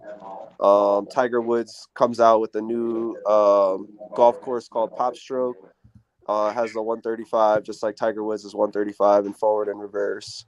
And then the other thing, obviously, the Orrin Hatch. I got that story yesterday. I was working, and when I looked it up, I don't know if it's because the time zone differences or whatever, but it said that it was Sunday, the 114th day. And his name, obviously, Orrin Hatch, without the middle name, is a 114. Yeah. And then to top things off, too, the 23rd, which was yesterday, Marjorie Taylor Greene tweets today is 1776, and then I look up Marjorie Taylor Greene, and she has a 234, and so yesterday was 23/4. Her name's 23/4, and so that's something that I'm gonna start doing. Is just checking the stories, immediately checking the numbers, seeing how it lines up, and it's crazy because it's if it's a big enough story or if it's a story that moves the needle, it's just lining up every time. And I've only been doing this for like 4 days to just See, check it. Like, that's exactly what frustrates. I've been doing this for almost 9 years now and showing how every day all of the stories are this way. And if you would just take a moment to look yourself, you would see this is what they're doing. And I mean, anyone can prove it. It's been this way every single day that I've been here. That's why all the people who think this stuff's a coincidence. That's why I get so frustrated. It's like these people are literally beyond moronic, and they're just lazy, and they're blind, and it's all right there. All the proof is right there, and you just went right down the line. I mean, you just doing it essentially what I do every day. You just go through the stories and just say, oh, here's why this is the headline today. This is why this is the headline today. And that's Zach, why all you guys just start decoding other people in the community and saying like, ooh, they have the number. That's dumb. What we're showing is how these numbers are used ritualistically every day in the programming that's put out there for the billions of people, not taking the numbers and saying, ooh, that person has that number too, who also makes a YouTube video, so maybe they're part of it. No, they're not part of it because they're not in the news cycle by the numbers day after day. Yeah. So not for sure, man. And I see Zach, I got a gym. Too. Hold on. Let him finish his thought. Okay. Quick. Oh, I'm sorry. What up, Rich? So what's going on, brother? Big Rich? I'm feeling great right now. Good, man. I wish I could have been in Oklahoma with you guys, but nah, man. I was gonna say too. It's in the sports. It's in the news. It's in the with all the actors and stuff. Like, I have a channel and I did a video on the day that the Jussie Smollett story broke, and then the next day the Deshaun Watson story broke. And I'm trying to stay on top of it. I've been really busy the last month, so I haven't been able to post. But just wanted to chime in and say what's up, and then let you guys know you guys got to come out to Colorado for that 420 festival. It's the biggest festival in the world for cannabis, and on top of that, I think that you'll find a lot more people that'll be susceptible to the information at that event because it's such a fun event. There's so many people, but yeah, I really wish you could have been there, man. I would have loved to meet you, but we'll get it linked up next time for sure. Okay. Do they have a page? For the festival? Yeah, like do the people you're talking about have a page to where a group page where we could show them the work there? I'll be honest, I'm not too sure. It was like a free event that the city of Denver hosted. And so I'm sure if you could go on their website, or if you just type in 420 Mile High, yeah, there you go. That's on Facebook. Right, like on Facebook, maybe there's a group page. Oh yeah, I'm not sure. I'm not on Facebook, but I'm sure they got something. But either way, we got to get you guys out there because, dude, there was a ton of people out there, and the whole time I was there, I was like, damn, I wish Zach was here, and the boys. A lot of people. It would have been a good time. Everyone, you would have had so many people that probably more than like at just a regular casual event. They'd probably put Zach on the stage. Say what? We could get him on the stage then and educate thousands of people. Get Zach on the stage. Maybe he kicks a little freestyle on Gematria. I mean, just tell them the truth of 9/11, Sandy Hook. That's what I would do. We all have our different approaches, but I'm going to tell them. A lot of people out there gathering and sharing other information. There's a lot of different groups, but I didn't see any Gematria, and it's sad because I was thinking about it the whole time, and I was like, man, there's so many people here. But nah, that's all I wanted to add. I don't want to take up too much time, man. Thanks for having me, Zach. Shout out Big Rich, holding it down, pounding the pavement. Are you going to watch after you get off here? Because I got a treat that I think Zach's going to like about Gematria. Something about Gematria. Remember, Zach, in the car? Remember the 3 words that I wanted you to look up? Remind me. About the Declaration, 56 signers. Right. And what was that? What was the guy's name? Sorry, I'm very blown right now. Yes. And what I want to prove, though, is how, everything equals 47 and it's all government words. We think the English language was built using numbers. Well, check this out. Go to the calculator, Zach, and put those in there, and it just shows me evidence that the words were built using numbers. What am I writing? 56 signers? John Hancock, 56 signers and Declaration. I just found this just playing around one night. Oh yeah, I see. So in the 2 original ciphers I learned, perfect overlap with all those ciphers, and then Declaration and John Hancock the same when you run it in reverse. So yeah. Hey Zach, isn't it? Yeah, look for you. Go ahead.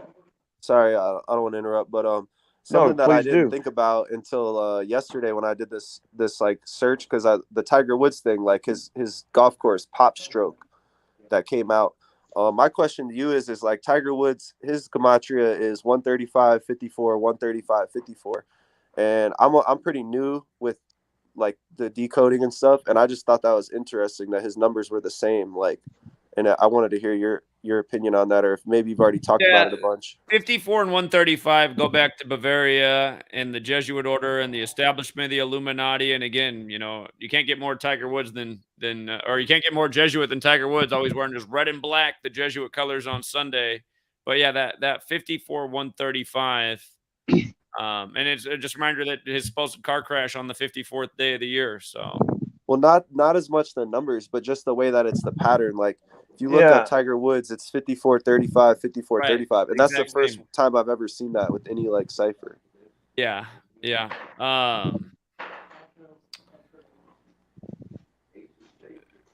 Kobe's got that. Kobe's got something similar in his name too. He's got the 54 135. But yeah, Tiger has it forwards and backwards. So I know. I just thought that was crazy. I was they're like, both professional athletes. They're both professional athletes. So that's a huge red flag that those numbers match like that. Kobe died the Sunday before Super Bowl 54 in the Catholic Mass ritual, and Tiger Woods on the 54th day of the year the next year, both in LA as well. So goes to show the world is a stage. Mm-hmm. And they're named accordingly. And I don't think Zach, you should scratch that. They picked them. I don't think anybody got picked. The world is a stage. The Bavaria thing, the Bavaria connection with both of them, and then they both happen in LA, which is 13 land, and the Illuminati, the Bavarian Illuminati, is founded with 13 families. So they keep their number rituals together over and over. But yeah, Tigers is interesting, the forwards and backwards, the symmetry of it. So yeah, I just never seen that. But anyways, boys, thank you for your time. Rich, you sent me an email like 2 weeks ago with those links. I appreciate that. And Zach, I don't know who anybody is. You know what I'm saying? I can't even read your name right there. You're all good. It's small. It's real small. Just send me an email again, sir, so I know I can identify who you are. I'll send you a follow-up. Thank you, sir. I appreciate you. Thanks for having me, guys. Yeah, appreciate your suggestion. So yeah, that's a good thought for next time. You have a good day, man. Thank you. See you. All right, take care. All right, Eloy, you've been patient. What's up, Eloy? Yeah, my bad. No, you guys are good, man. You guys got a lot of stuff. You guys got to spread the word, so it ain't nothing. But I was just on here because I wanted to say, I appreciate all the stuff you're doing. You're going out, spreading the word across the United States, and we need more of that, honestly. But I just wanted to mention too, in that one part of the video when you were in Oklahoma, you showed that Masonic temple, and it kind of gave me flashbacks to out here in Rapid City, because out here downtown, me and my girlfriend just noticed this too the other day when we drove by. But yeah, there's a Masonic temple downtown in Rapid City, South Dakota. So yeah, it's just crazy, man. These guys are everywhere, infiltrated and well put, in every part of the states. It's crazy. Yeah, I'm trying to scroll through my Twitter to find. So something that blew my mind when I got to the memorial site at Oklahoma City is that on the backside. By the way, shout out to Eric who did that in Utah. But when I got to the backside of the building, I could not believe. I know I took a picture of it. There it is. The backside of the memorial site is a Masonic temple. I thought, you got to be kidding me, man. Yeah, and it's just funny too, because there's one in Rapid City, and then there's one on the outskirts in a little town called Hermosa. There's one out there too, and it's they're everywhere. We really got mocked, Zach. That cop was a Jesuit himself. You know what I mean? Or it just makes me sick how these people are just happy to be on board with things just to get a paycheck. It's like the funniest part is when you're hidden in plain sight, because they are pretty much hidden in plain sight at all times. Right, you get to the site, and the Catholic Church is directly across the street, and the Masonic temple's on the backside. It's just like, come on, man, this couldn't be any more obvious. But yeah, I just wanted to put that out there and just kind of show my reflections on seeing things like that. It's just we're living in strange times, you know, I'm and on the show. Who's gonna be bankers? yeah, Who's here? you're not. Brad. Tell Brad to do it. Eloy, you were saying? Oh no, I was just saying, you know, like it really is strange times we're living in, you know, and I just wanted to get on call and I'm gonna try to get on every Sunday, and try to join your guys' show.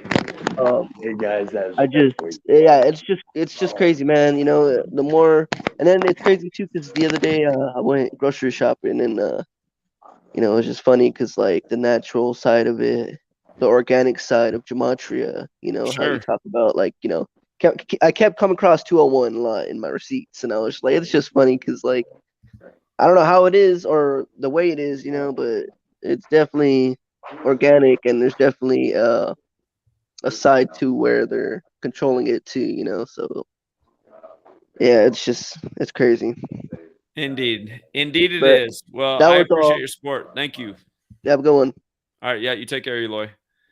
Yeah, Masonic temples are all across the nation. And again, as a reminder, it's not that all Masons are bad. It's just that, you know, you get in these upper levels and seems like they're up to some nefarious stuff up at the tippy top. But, you know, most guys who are, you know, first, second, third degree who just joined it to have some buddies to go out with, drinking with, learn a few new things, you know, they're Yeah. not the real part of the problem. And we had an interesting thing on the University of Oklahoma campus. I asked a man if he knew the way back to the journalism hall, and he pointed. And Alex, who was in our group, noticed that on his finger he had a Masonic ring, and we were telling him about all this stuff, and you could tell his mind was kind of blown. Yeah. But To me, it seems like the people at the bottom are just there to help the people at the top have legitimacy. Does that make sense? Like, they're evil at the top, so they have people join the club, and they're doing the Thanksgiving food drives, and you know, people think that they're not evil. Then does that make sense? sure. It's got to, you know, I've always thought that with it. It's like it's got to be what it is. Right. So, Rich, what do you think about the New York September 11th idea? I'm glad you brought that up, man. Will, I saw a spark when we met Will, and I'm like, if this guy can learn our work, he already has so much reach out there, and he fights for the audits and our rights and stuff, which is great. But if you add your work, the truth of 9/11, this guy's vocal. He's going to be out there with us.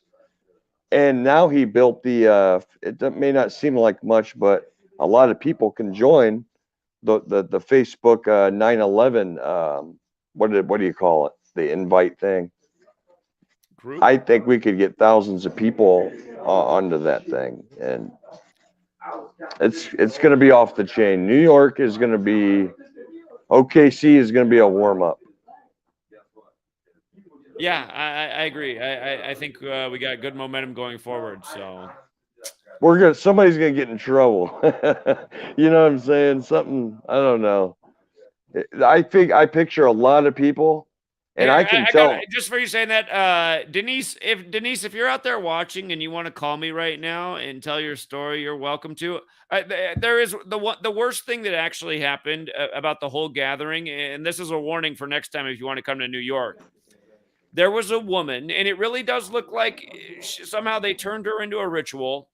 She's a woman who has a Facebook page, and pretty much she shares all on her Facebook page is my work. So, you know, I'm grateful for that.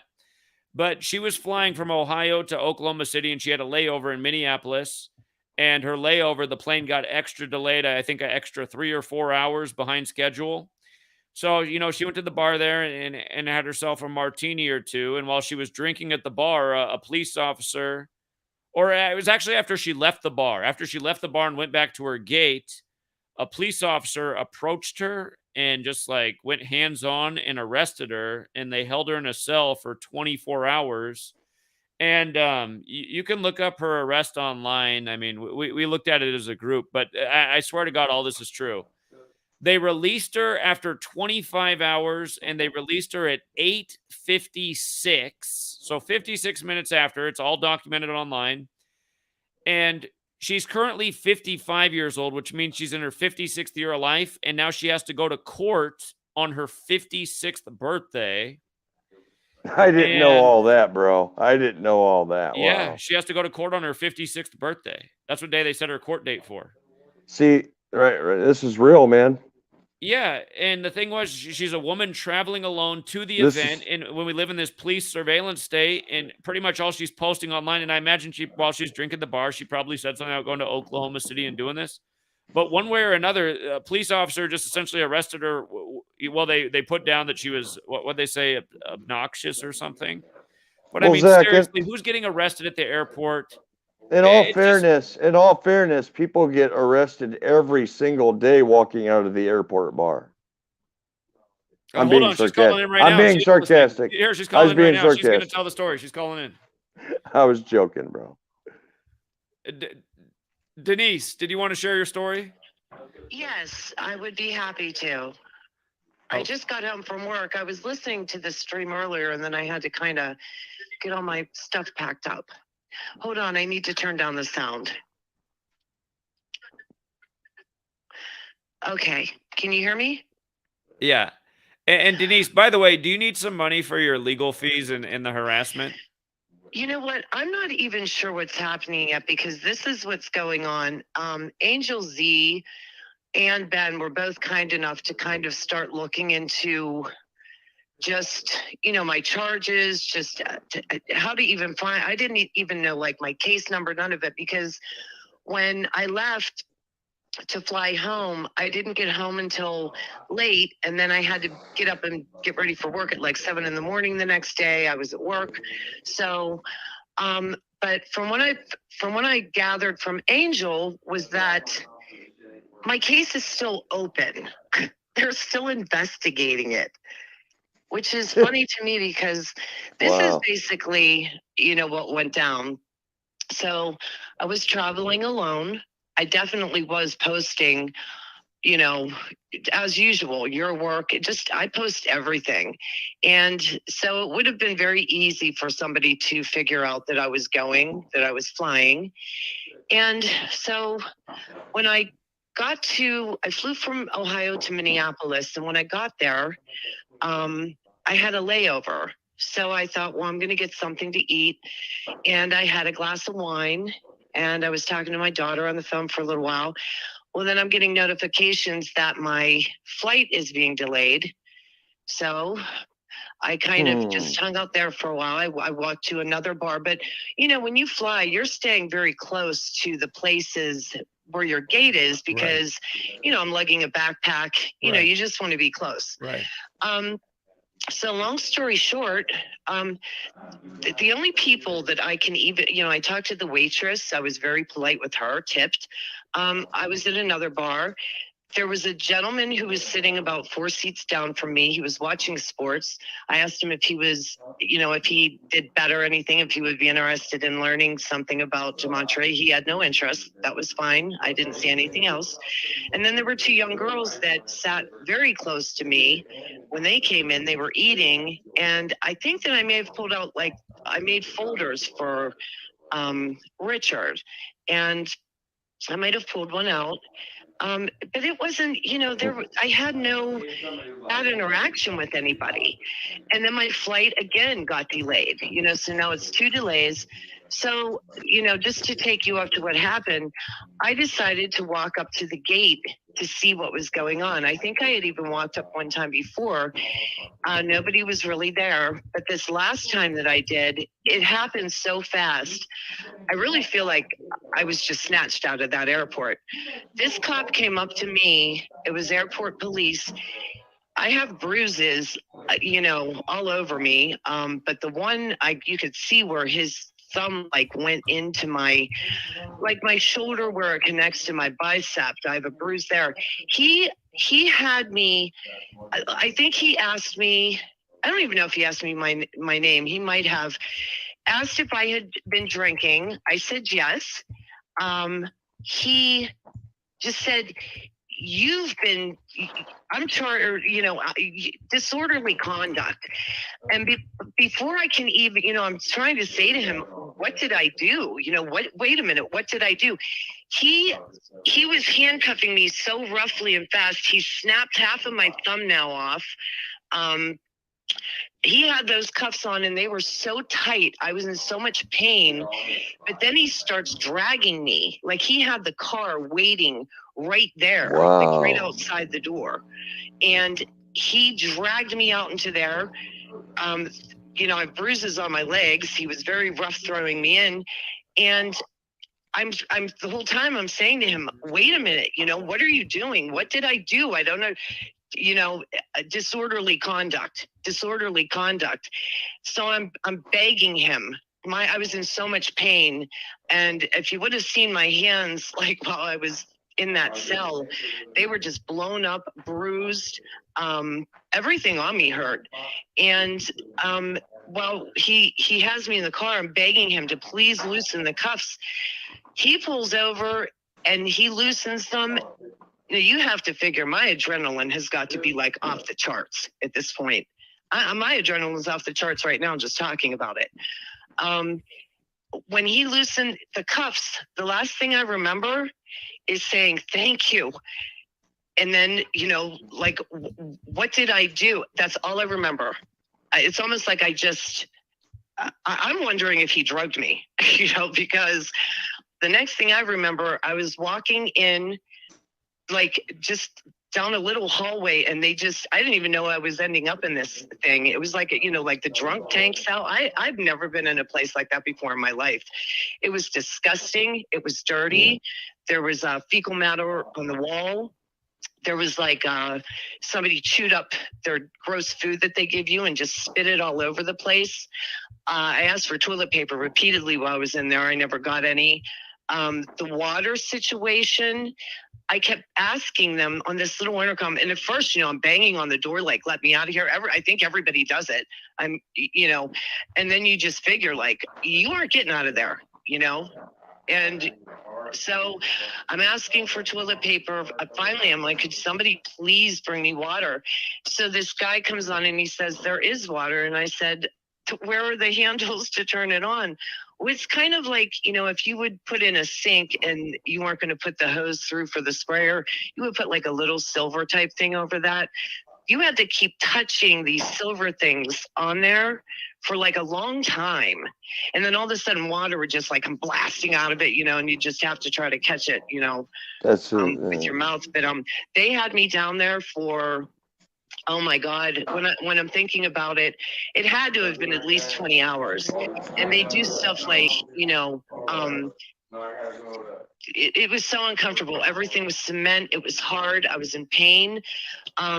We're gonna be taking you to processing soon. Well, we have more people coming in. It's gonna be a little bit. 4 hours is a little bit. Like everything took forever. And I was never told what I did, who I did it to.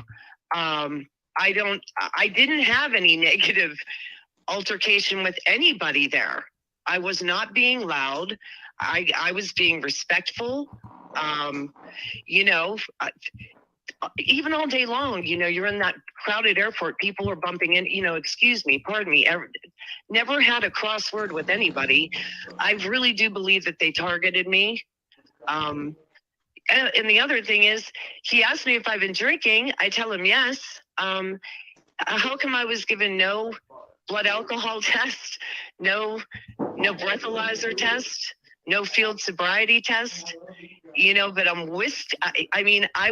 That's why I want the video footage. I want the video footage of that arrest, because that cop, what he did to me, that has to be illegal.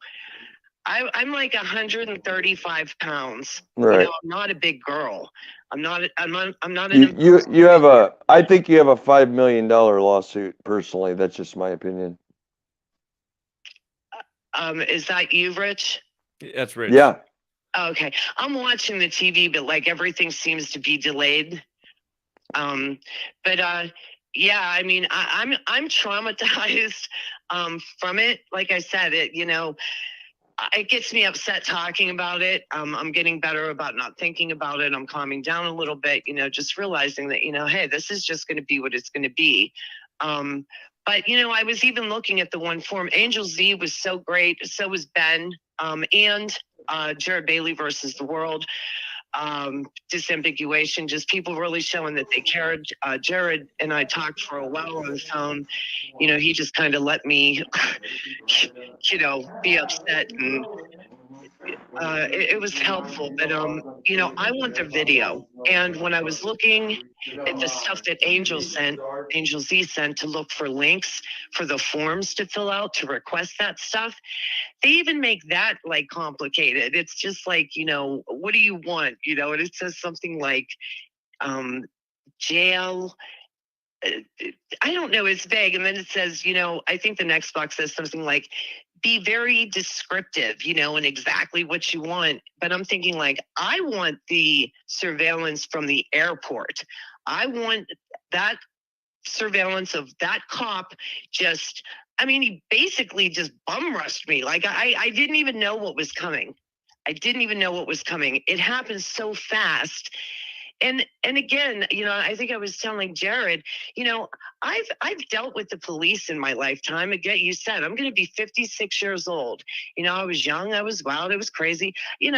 I've had dealings with the police. I had a DUI years ago, and like back then, that was a normal arrest. I should not have been, drinking and driving. It was like a couple minutes from where I was living.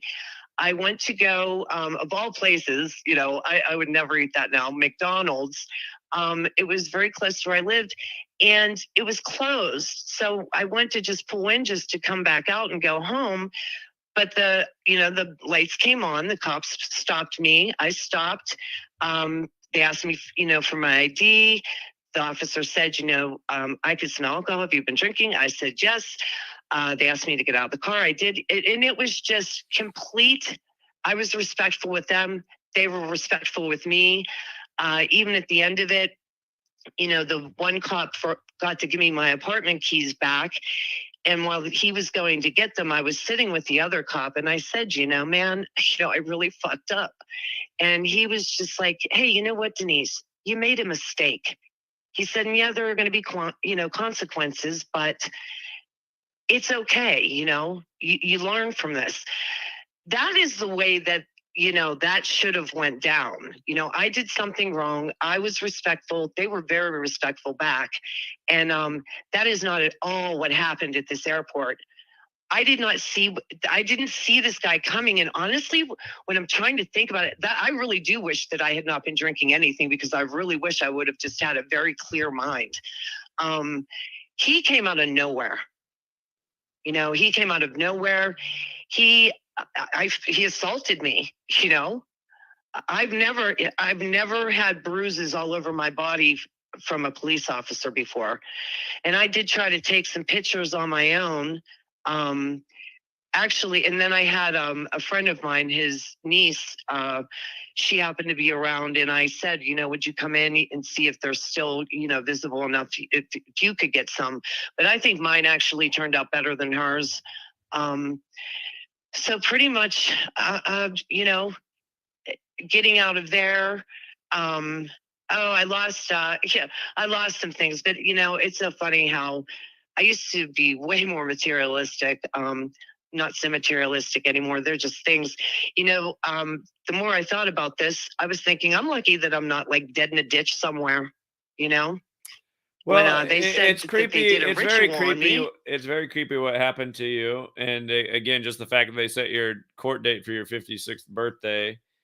And yeah, it doesn't make sense, because that when I found out you got arrested, I looked up your record that night, and then I ended up talking to you when you got out, which was nice to know you were out. But I was like, God, they kept her in there for over a day.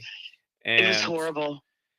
yeah, so what I was going to say to people is, the warning is for New York, you might not want to fly. You might want to stick to driving, because, again, the airports are federal. And I know for a fact the feds are harassing this community and keeping tabs on this community. And sadly, that's the age we live in, the age of databases and surveillance.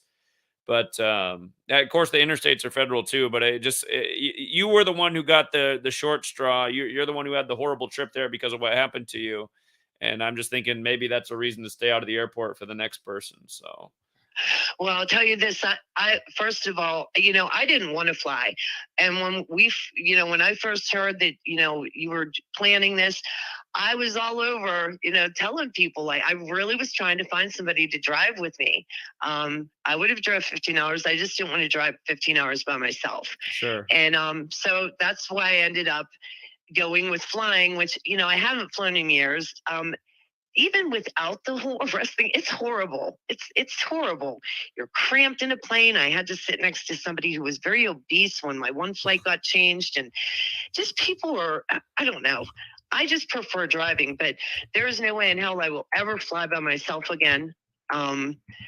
Well, Denise, seriously, if you need funds for the hassles and the legal stuff, let me know, because I'm happy to help you out for coming out and supporting. And I'm sorry you had to go through all that. And in a way, it sucks to even have to tell this story, because this might scare away 10 people who might show up. But I mean, it really did happen. Kind of holding off, and not to mention, it's just like it just happened, and then I had to keep telling people about it, which I get it. Everybody wanted to know, but like I said, it was so nice to get home, but like I could really tell, like, just I'm very jumpy. I'm shaky. I'm anxious.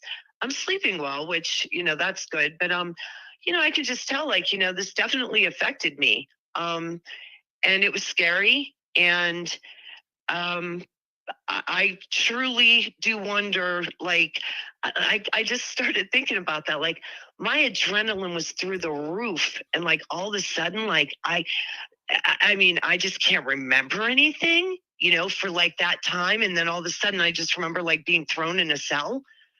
I don't know. When people experience trauma, sometimes they tend to forget things, and it's kind of traumatic. I'm thinking, or maybe I was so terrified. What I fainted. Like I've never fainted before in my life, but it was traumatizing, and I just kind of wonder, like,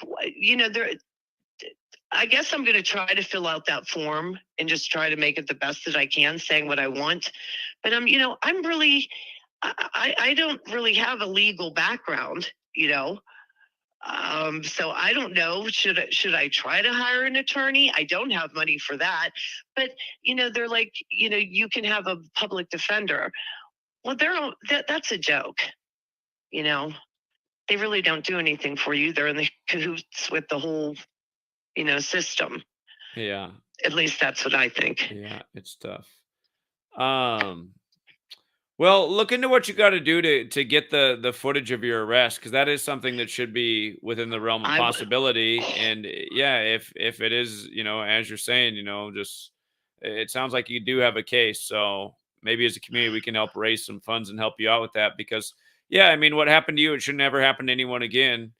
And how can I just be, walking up to my gate, and I wasn't even like, I was just disorderly conduct, cuffs on. So okay, so you're tight, drinking, you dragged, like, that's not right. What all do you remember? Okay, so you went to the restaurant. You said you had a meal and a glass of wine, and then you went to another bar and you got another 2 drinks. Yeah, like I had actually, like the first place I had a salad. I had a couple glasses of wine. I was speaking with my daughter on the phone, and then like I just remember seeing the text, my flight was being delayed, so I'm talking to her, and then I kind of just like thought, I'm gonna get up and go just take a walk around since I had the delay. Found the other place, sat down there, and after I was done, and decided to go take a check on, what, if anybody was over there, if anybody knew about, why the flight was delayed, or, and not to mention, I didn't want to miss it.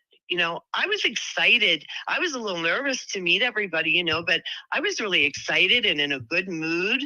I wasn't, and I would remember having, some type of bad, conversation or something with somebody. It didn't happen.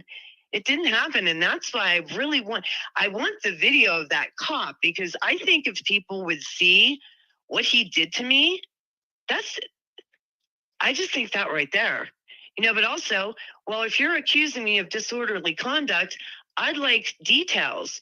Who, when, where, why, how. Did you talk to, do you remember if you talked to anybody at the bar and said anything? I said, I remember the second bar, there was a guy sitting like about maybe 4 seats down from me, and he was watching, I don't even know what was on, sports, baseball, something.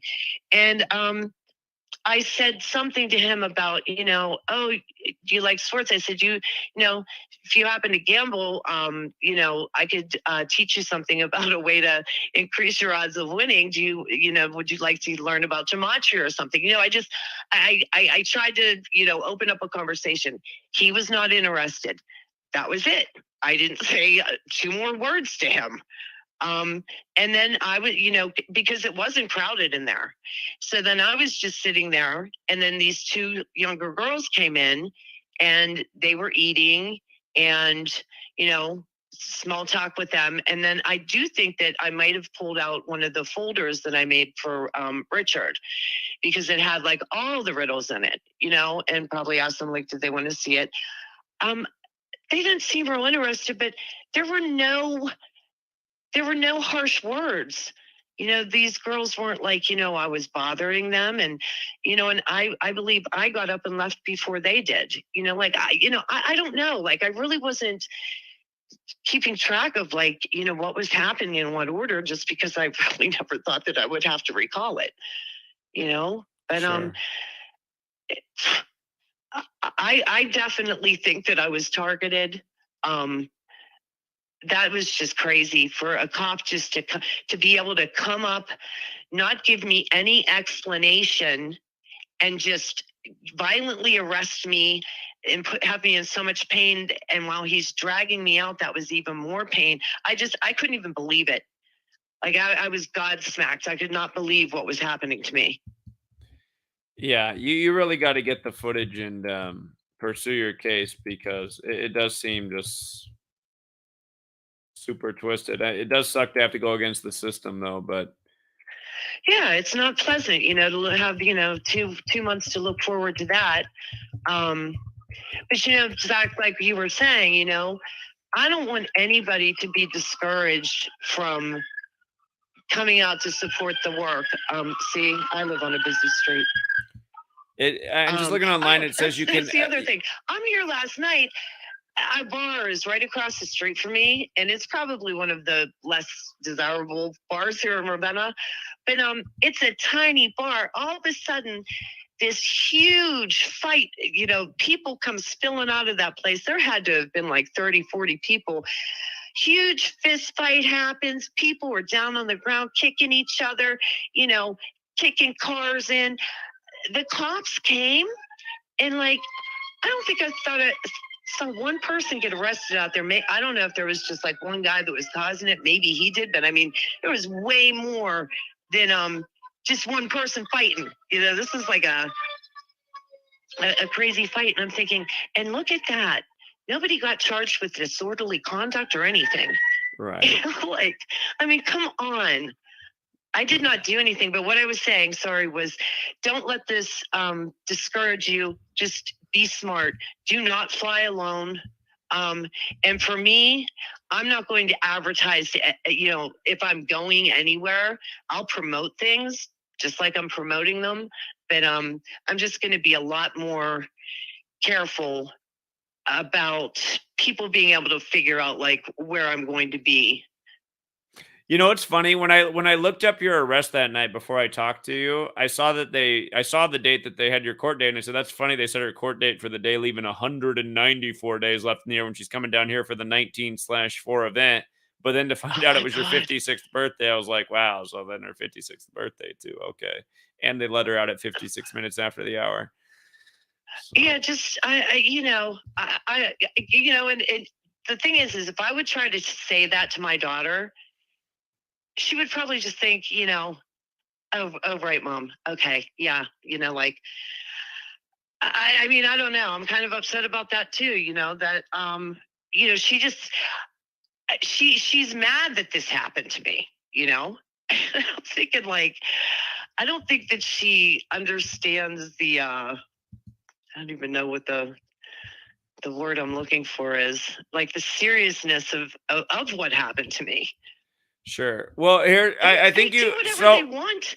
Denise, it says you can get the video. You have to go to the local airport authority and request the video surveillance in 30 days or less. So if you haven't done that, I think you should definitely do that. Okay, so and I'm guessing that I could just, now that form, I think the one that Angel sent me, I want to say that is from Hennepin County. So I'm guessing I'm probably going to have to contact the airport. I think that's called the Metropolitan Airport Police. I guess I'm going to have to contact them. But yeah, that was the other thing too, is it's just like, you know, I'm just still kind of reeling from it, you know? So it was just one of those things where I was just like, I just don't even want to look at this or think about it for like, you know, like I just need to calm down and like, but I'm getting there. You know, just going to work is good, kind of keeps my mind off of it. I don't know, but I appreciate you letting me call in and talk about it. You know, that was one of the things that was just like, you know, should I be outraged about this and like posting this all over the place? What happened to me? Or should I just kind of, you know, keep it quiet? And I don't know. The whole thing is just really weird. And Well, yeah, I think you should pursue, you know, justice, because it was an injustice was committed against you. You lost a day of your life. You probably had to pay for an extra plane ticket. You lost jewelry. You no, got I bruised. did not. Actually, I got lucky on that, but I did have to pay. Thank God I had it on me too. $78 cash I had on me, or I had more on me, but that's what it cost for me to like get myself out of there. It's funny that they charge 78. But they said that the fine will be 300, and but I'm thinking like, but why is this? Why is it still open? You know, don't you think it would be a simple open and shut case? Like, well, if I even knew what I did, because I didn't do anything. Yeah. Well, Denise, I'd make it a priority to get that footage, because, you know. Okay, well, I'm going to be putting in a phone call then tomorrow to the airport police, and also that other form. I'm just going to fill it out. I'm not sure the airport police is who you want to contact. You want to contact the airport authority. They have the surveillance. The police probably would not cooperate with you at all. They don't want to get in trouble. Oh, you need to contact okay, you need to contact the airport and say what gate you were at and what time it was and where the arrest was, and that you want that footage of the arrest because you believe that you were, you know, illegally arrested on no grounds. So. Okay, so call the airport. Yeah, not the police. Yeah, but the one for, I mean, at the jail, you know, that's the one that I have the form for that Angel Z sent to me. That is through Hennepin County Jail in order to get the footage from there, which that I really don't care if I get. I mean, you know, they just do what they do to you in there. The other thing is they make you freezing. Me and the two other girls that I ended up with, once they did take me out of there, it was still just like hours on end up there with these two. But all three of us, you have your arms tucked into your shirt, like just pulled in because you're freezing. I didn't have any socks down there. I was just so cold. I can't even explain it. And yeah, and they made me take off all my clothes. There was a camera in there. They made me strip down naked and put on the prison uniform, like with camera on me. Yeah. It was sickening. Yeah, I was just like, I can't even believe this. But yeah, just a horrible place. I mean, they do what they do to you. And, you know, really, I just had to go through what I had to go through in there. But what I want footage of is I want the airport footage. That's what I want. Yeah, you should get that. Well, Denise, keep us posted, and if you need anything, let me know. I'm happy to help you out. But yeah, you should really get that footage. So I will, Zach. And you know what? And aside from all that, I am so glad that I went. It was so nice to meet everybody at the exact same thing that everybody was saying, because I've been watching all the different streams that everybody's posting. There was a feeling that's like nothing I've ever felt before. There was an energy. People were drawn to us. We were like nothing else. Like that's all I could think about was, just all the crazy people out there with their flags screaming, and they do look like they're crazy. sure. But it was wonderful. I loved every single person that I met, and if I can be in New York City, I will definitely be there. All right, Denise, and hopefully next time you'll have someone to carpool with. But yeah, don't fly. Yes. So Yeah, I will not be flying. That's for sure. indeed. But thanks for hearing me, Zach. Of course, and thanks for coming, Denise. And the thing is, I think a lot of people, after that experience, they would have just even stopped trying to go there. But you ended up making it there, and I got the group photo up on the screen. Denise is actually right in the middle of that photo. She's with the blonde hair and the black hat, so she made it despite the major setback. And thanks again for coming out, Denise. I am sorry that happened, and it does worry me. I mean, I really do think that you were targeted, and they made some kind of ritualistic example out of you. And again, because they knew eventually, that's part of the thing too. They knew eventually this tell the story, and there are people that are going to hear this story and then be like, "Oh man, I don't want to do anything like that. I don't want to end up in a jail cell." So Yeah. And that, like I said too, it's like, it's so weird. There was a part of me that's almost feeling like bad that it happened, just because of that. well, I'm and like, then oh my here's my God, other thing this I'd say gonna is, you guys, make people like I always scared. say, alcohol's a bad thing. I don't really drink, and sorry to Frank. Frank wanted to get a shot with me, but like I said, I wasn't going to drink on the trip. Again, I just know alcohol doesn't really. I mean, it's okay to have a responsible drink, but just like you said, even from drinking, you were like in a state of mind where you can't even exactly remember what happened. And Yeah, and I shouldn't be drinking. Number one, it just, it's poison. It's never done anything good for me. And also, at this point in the game, I don't have any issues unless I drink, and it will start atrial fibrillation. If I drink often. sure. But no, I wish to God that I didn't drink. I prefer other things anyways, but no, I really wish that I didn't drink that day. And but I'm telling you right now, if it had anything to do with my drinking, then why was I not given? Exactly. I mean, people Yeah, drink at the airport, come on. so it doesn't make sense. But stay strong, Yeah. Denise. And again, if you need anything, let us know. And if you need help trying to get that airport footage, there should be a way to get it. You should have the rights to that. So Okay, well, I'm gonna start on that tomorrow, and just I'll get over this. You know what I mean? It was just. And Denise, the next time you're in a big group of people, a lot of us had cell phone chargers. So make sure you ask somebody if they can help you charge your cell phone. You didn't have to go back to your room. That was the other thing. So Yeah, you know what? I wanted to do that, and not to mention, I was so nervous about like my flight and stuff. I wanted to check on stuff like that. But yeah, I am sorry that I missed the last night with you guys. But still, it was just such a great experience. If you have the chance to go on one of these trips, please do not pass it up.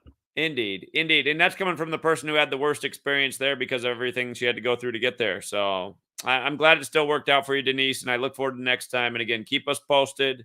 And I am happy to help you out. So don't be afraid to ask for help. Excellent group of people. Okay, Denise. Well, thank you so much. Enjoy the rest of your day. And I wish you well on seeking justice. And yeah, who knows? Maybe they'll owe you a big payment. You can help us achieve the goals we need to achieve. So wouldn't that be something? Wouldn't that be something? That would be awesome. So, well, I guess we will see. Okay, well, I'm going to let somebody else talk. So thanks for hearing me out, and I'll be definitely in the chat. All right, Denise. You have a good day. Thanks, Zach. Yeah, you too. Bye-bye. Bye. All right, and we got another man in the room, and Fizzy for Facts. What's up? Hold on 1 second. Can you hear me? I can hear you. All right. I just wanted to do some decodes here. Okay. Play off basketball. Been watching games. So game 2, it's a lot of 117 and 107. The final score 17 and 117. It's a bunch of that going through the game. You got the game 2. They finished the score 107 points. Which series is this again? I'll put it up on the screen while you talk about it. This is gonna be Brooklyn Nets game 2 and the Boston Celtics. All right. What day was it? Not positive what the day was. Oh, bro, it was April 20th. Okay. Yeah, okay, April 20th. Okay, game 2, 107. You got the Brooklyn Nets equals 170, and there's your 17 in there. And you got the Melbourne, Australia for 117. Both Kyrie and Ben Simmons, both are from there. And KD and Kyrie combined for 1 for 17. These are all in the what they're putting up at the end of the game. Combined 1 for 17.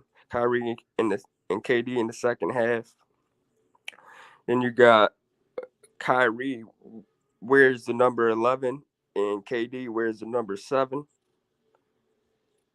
Right.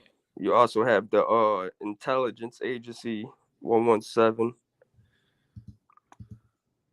And there was another, I'm not sure if this was the same game, but they had Kyrie Irving putting out the middle finger. Okay. Okay, it's actually called flipping the bird. It's called flipping the bird equals 79, and Irving equals 79 as well. And then we go over to the Memphis Grizzlies and the Timberwolves game. They had audio difficulties. Like the first quarter, it lasted for like a good 15 to 20 minutes.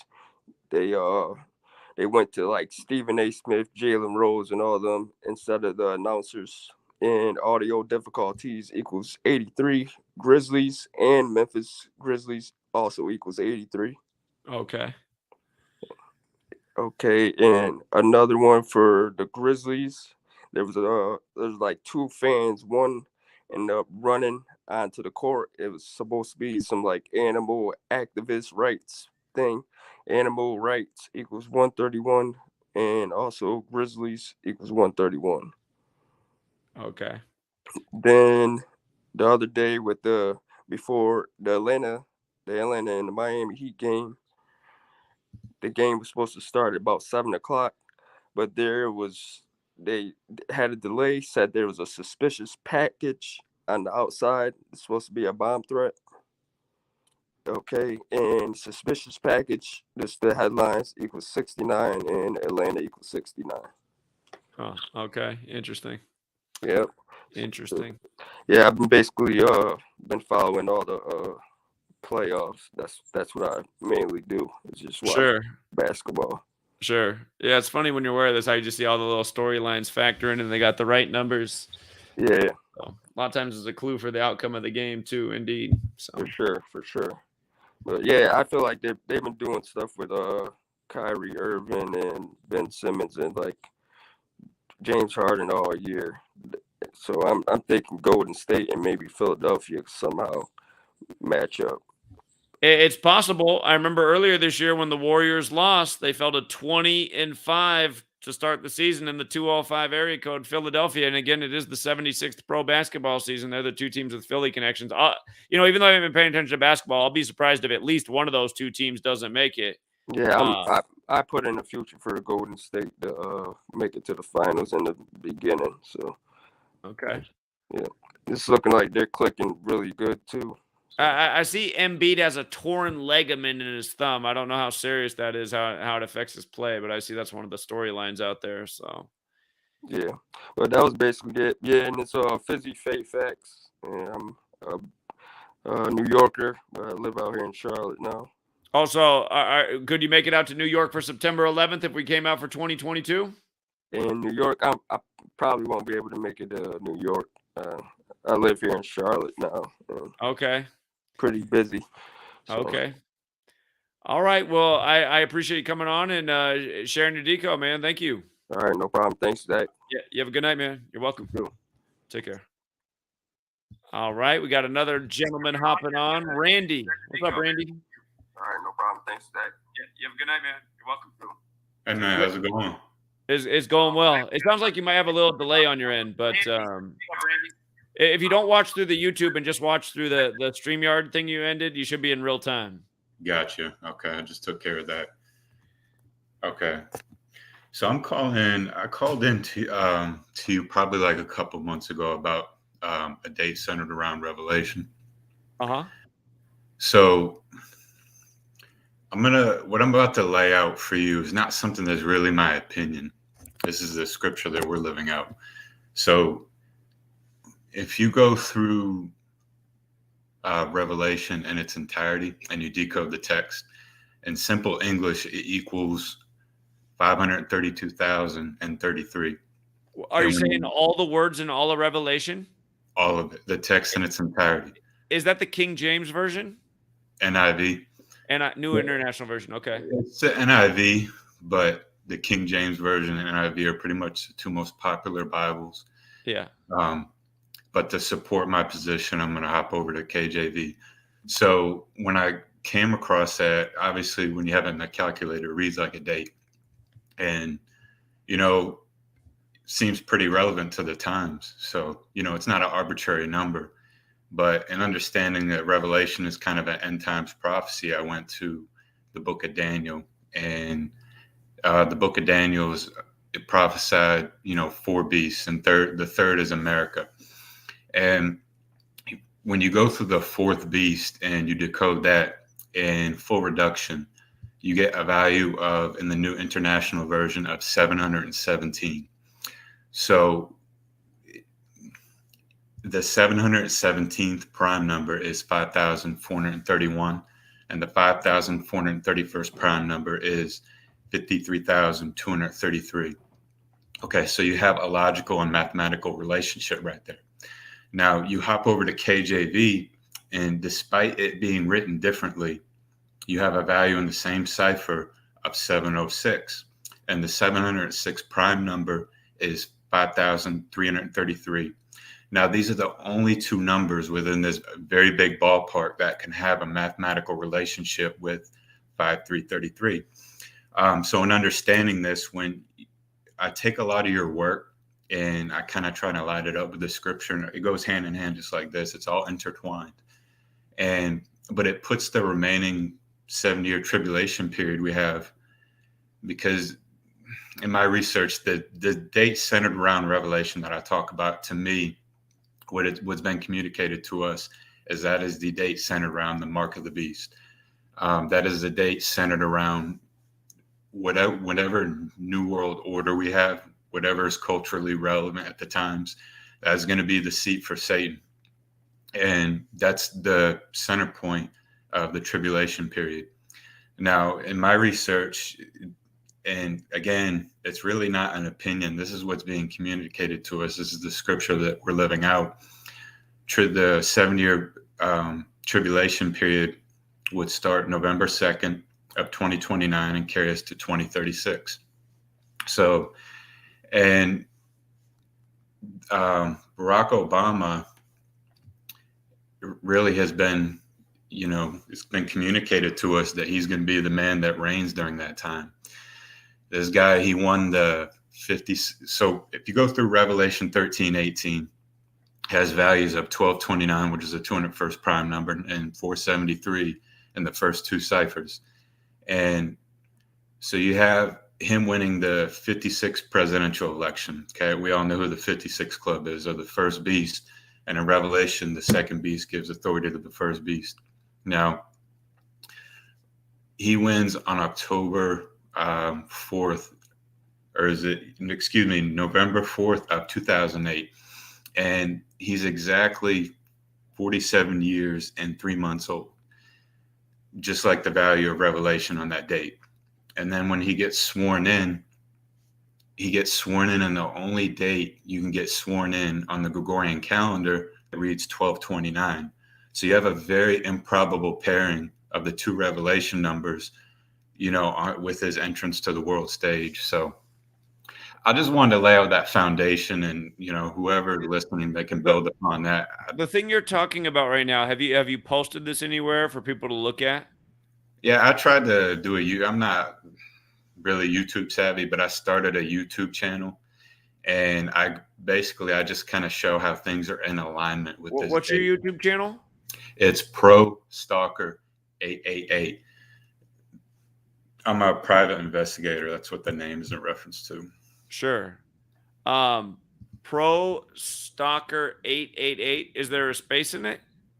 No, it's PROSTALKER 888. And they're all spaced apart. Pro Stalker 888, or they're all together? All together. Oh, all together. I see. Okay, I see it. I see it. Here, let me put it up here so other people can see it. So a lot of the a lot of the world events like 9/11, they're all in alignment with this date. Okay, so for instance, like the fourth beast is very, very important.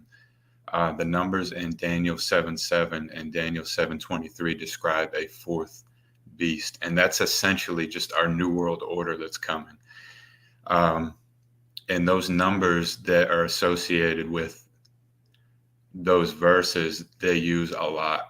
So be it in sports, world events, whatever it may be.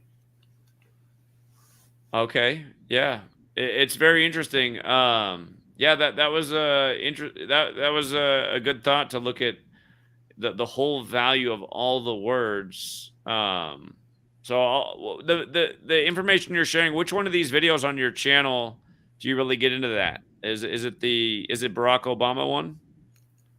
No, it's probably the first one I did. It's when is the mark of the beast, and then all this like subsequent videos are just like me kind of showing how stuff is in alignment with it. Okay. All right. I'll check it out because I haven't heard anybody look at it all together combined, so I find that interesting. Okay. Well, that's all. I mean, that's all I had. I just wanted to share that, man. I just want to explain myself a little better. So, all right. Well, I appreciate it, Randy, and I'll check out the channel. So keep up the research. Thank you. All right, man. Have a good night. All right. Yeah. You take care. And as Randy leaves, we got Mr. Stonewood, who's back for another Sunday show. What's up, Stonewood? How's the audio today? How many second delay? You probably responded to me about 2-3 seconds after I asked, so not too bad. Okay, cool. 2-3 seconds. I just jumped in. I heard maybe like your first 15-20 minute intro, so I don't even know what anybody said. If I repeat something and sound stupid, forgive me. I got a couple things that are just totally related to you going out to Oklahoma City. First of all, congratulations. You're proving the universe and the creator correct here with if you build it, they will come. Not he will come, but they will come. That's a Mandela effect scam. But you proved that if you do the right thing and you go out, people will come out to support you. If you got 30 people when Jesus was on his traveling ministry, he only had 12. So you in every city you get 20, 30, and that every year goes up, just like you said. That's how we chip away at this, just like a woodpecker, little by little. So congratulations and thank you for doing the great work, man. That's awesome. I want to talk about the Muir building in general, why they bombed that thing. So they were doing studies on the Gulf War syndrome, why the soldiers were coming back all up, and initially the Gulf. Oh shit, he has a tough phone connection. He will come back. So, while we wait for him to rejoin and share with us, if you guys aren't familiar with Mr. Stonewood, he's a very brilliant guy. So he'll have something very interesting to say. But on mute here, I have the footage playing of what happened to me when I tried to go to the Oklahoma City Memorial Museum for where the building exploded. As I was walking up to the door, I had the police, or not. They're not. Well, they're the campus police. They're the campus security, but they got handcuffs and guns. But as I was walking up to the building, I wasn't planning to record any of this. I didn't have my camera out or anything. I was just walking up to the front door. And as I was walking up to the front door, and understand, I've never been to Oklahoma City before. I just gotten into town. It's my first time ever being there. But as I was walking up to the door, that guy with the little patch of hair right here on his chin, he said, are you Zach Hubbard? And I said, I am. And as soon as I said that, he immediately went hands on. He grabbed me with both hands and started trying to shove me backwards. And I was trying to stand my ground.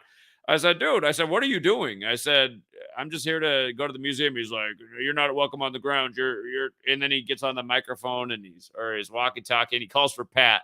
There was 2 white guys there, and then they had to call for the black guy. I was like, what is this about? They got to call for the black guy. And then the black guy, he was the most touchy. He liked to shove, but, anyway, I got them to essentially explain that they didn't have any reason to keep me off the grounds other than their boss told them to. And then I decided I'd just share with them the knowledge that I came down there. And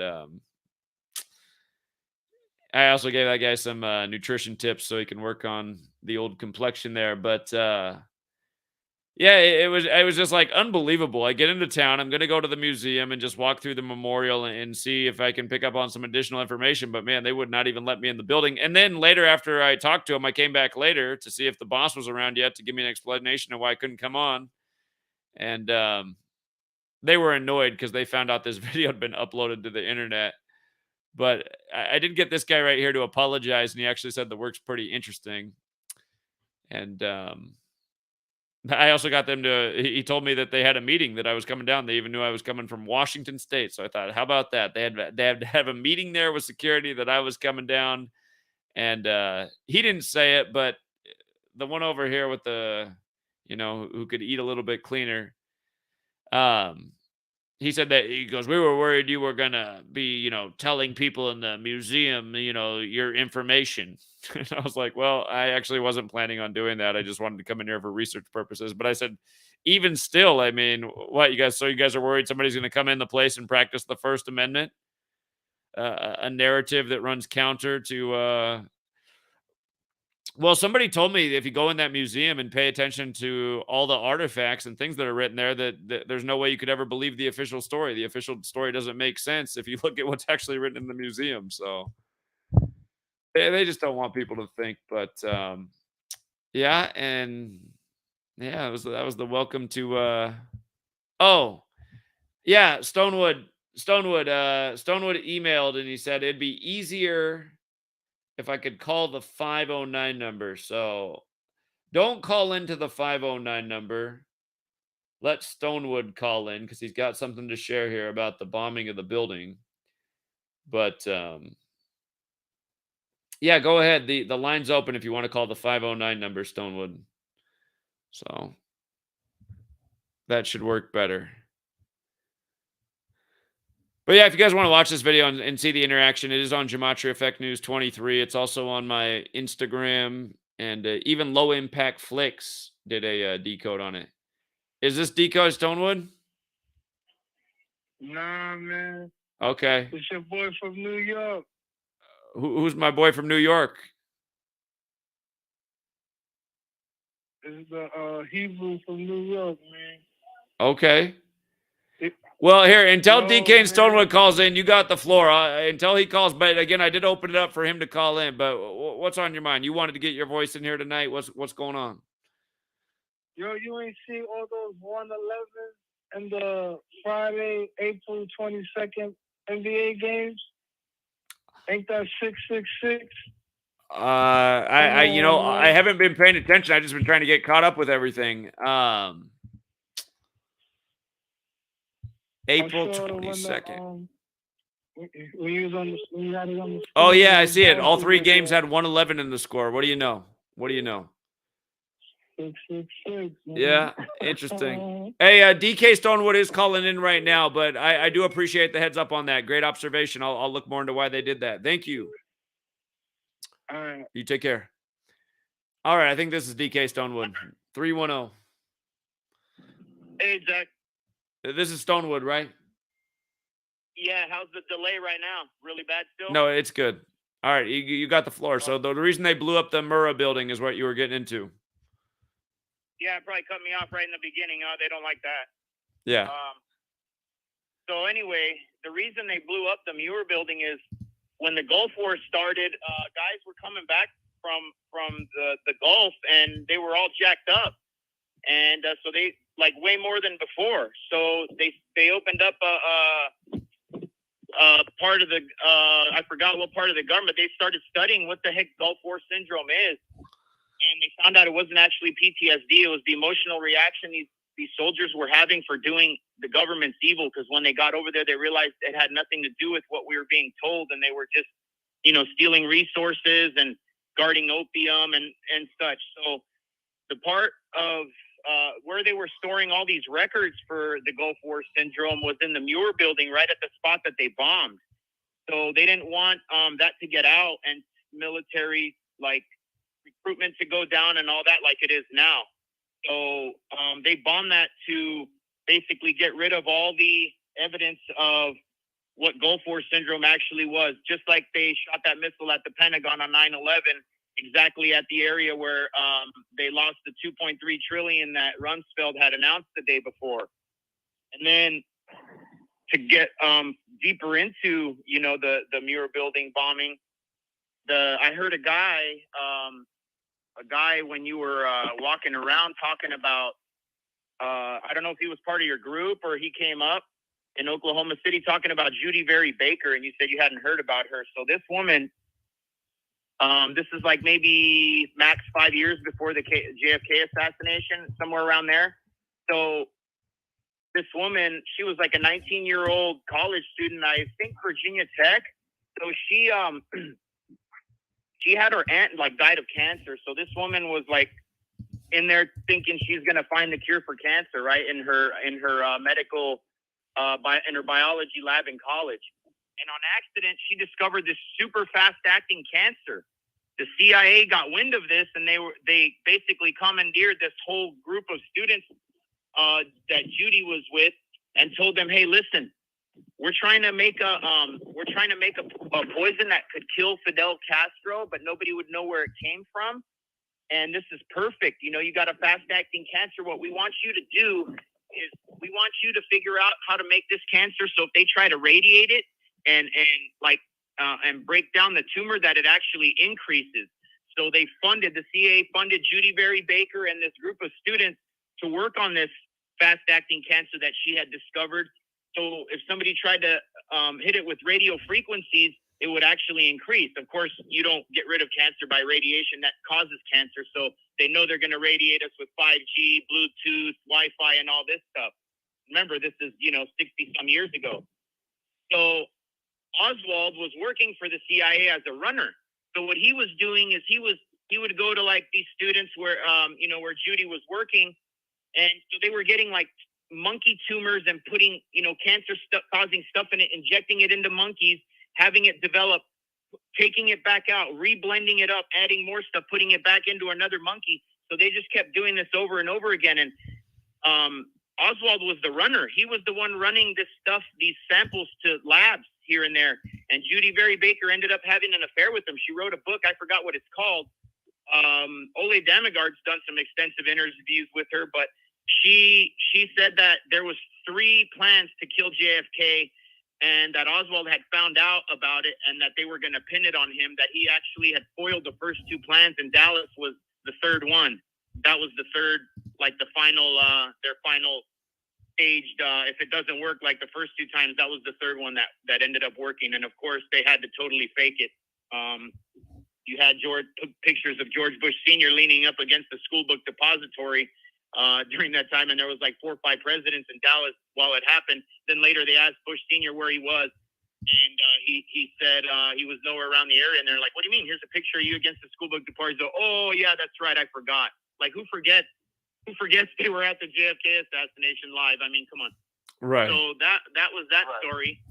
I got one for AT&T. If you want to hear that, I heard you mention what the heck is going on with AT&T. Right. If you want, pull up the AT&T logo. It's there. It's like the blue ball with the lines, with the stripes on it, the white line.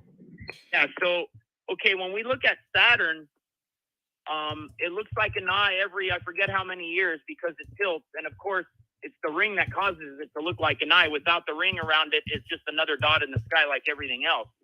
So it's that ring that causes it to look like an eye when it tilts, and we could see the back of the ring. That would be hidden. It would be boxed out by the planet from our view. So, and we call it one eye. You know, that's where we get the eye. You know, and then we got the Mon eye, the one eye on the back of our money, the Mon eye on the back of our money. So if you look at you know, the Saturn as the one eye, you look at that logo of AT&T with the 5 rings. They're the 5 eyes. So you know, now. You were talking about the building in the AT&T building in Oklahoma City, and these AT&T buildings are actually famous in all big cities. Everybody talks about that new one in New York with no windows on it at all. They claim the NSA's in there, and that the whole thing on the outside looks like a big D-Wave computer and all this stuff. And that is on 33 Thomas Street. Before that, they were, and remember that when I said 5 eyes, this number with AT&T 5 is really big. So before they had that big building, that crazy looking building they do right now in New York, they had another one on 550 Madison Avenue. When they moved into the new one, it's 550 stories tall. That one that looks like that 33 Thomas Avenue one that looks like a D-Wave computer. Then you have the one in Nashville they call the Batman Building, which was built in 1991, another 9/11, which is they call the 505 building for some reason. So for some reason, this number 5 is really big with AT&T. Everything's 55 or 5 or 550 or 505. And I haven't even looked into the Oklahoma City one specifically, but I was just looking at AT&T buildings in general. Every single one has it's like a landmark in their city and I got to look at, you know, the street layout. It's probably Trident. That's what I was going to go next is look at Google Maps, Oklahoma City, newer building and see what the street pattern around it looks like, and then start going into the satellite view and looking at bigger, you know, like other landmarks and stuff like that. What else? I'm at the park right now, so I'm talking off the top of my ass just from what I remember over the last week of looking at stuff while you were traveling around.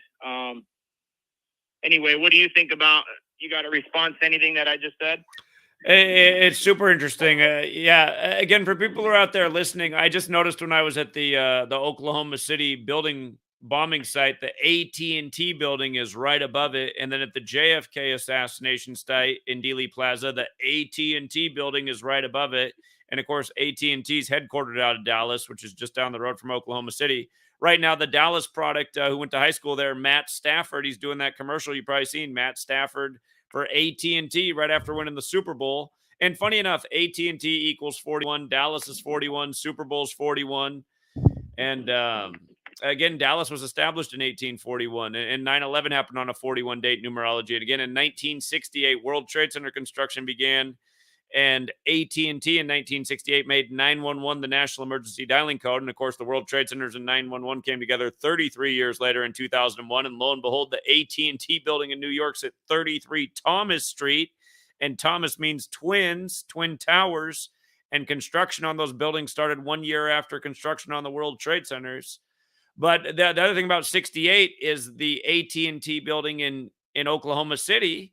It turned 68 years old the year of the 95 Oklahoma City bombing. And again, that came 68 days after the governor's birthday and just all the other 68s in that ritual.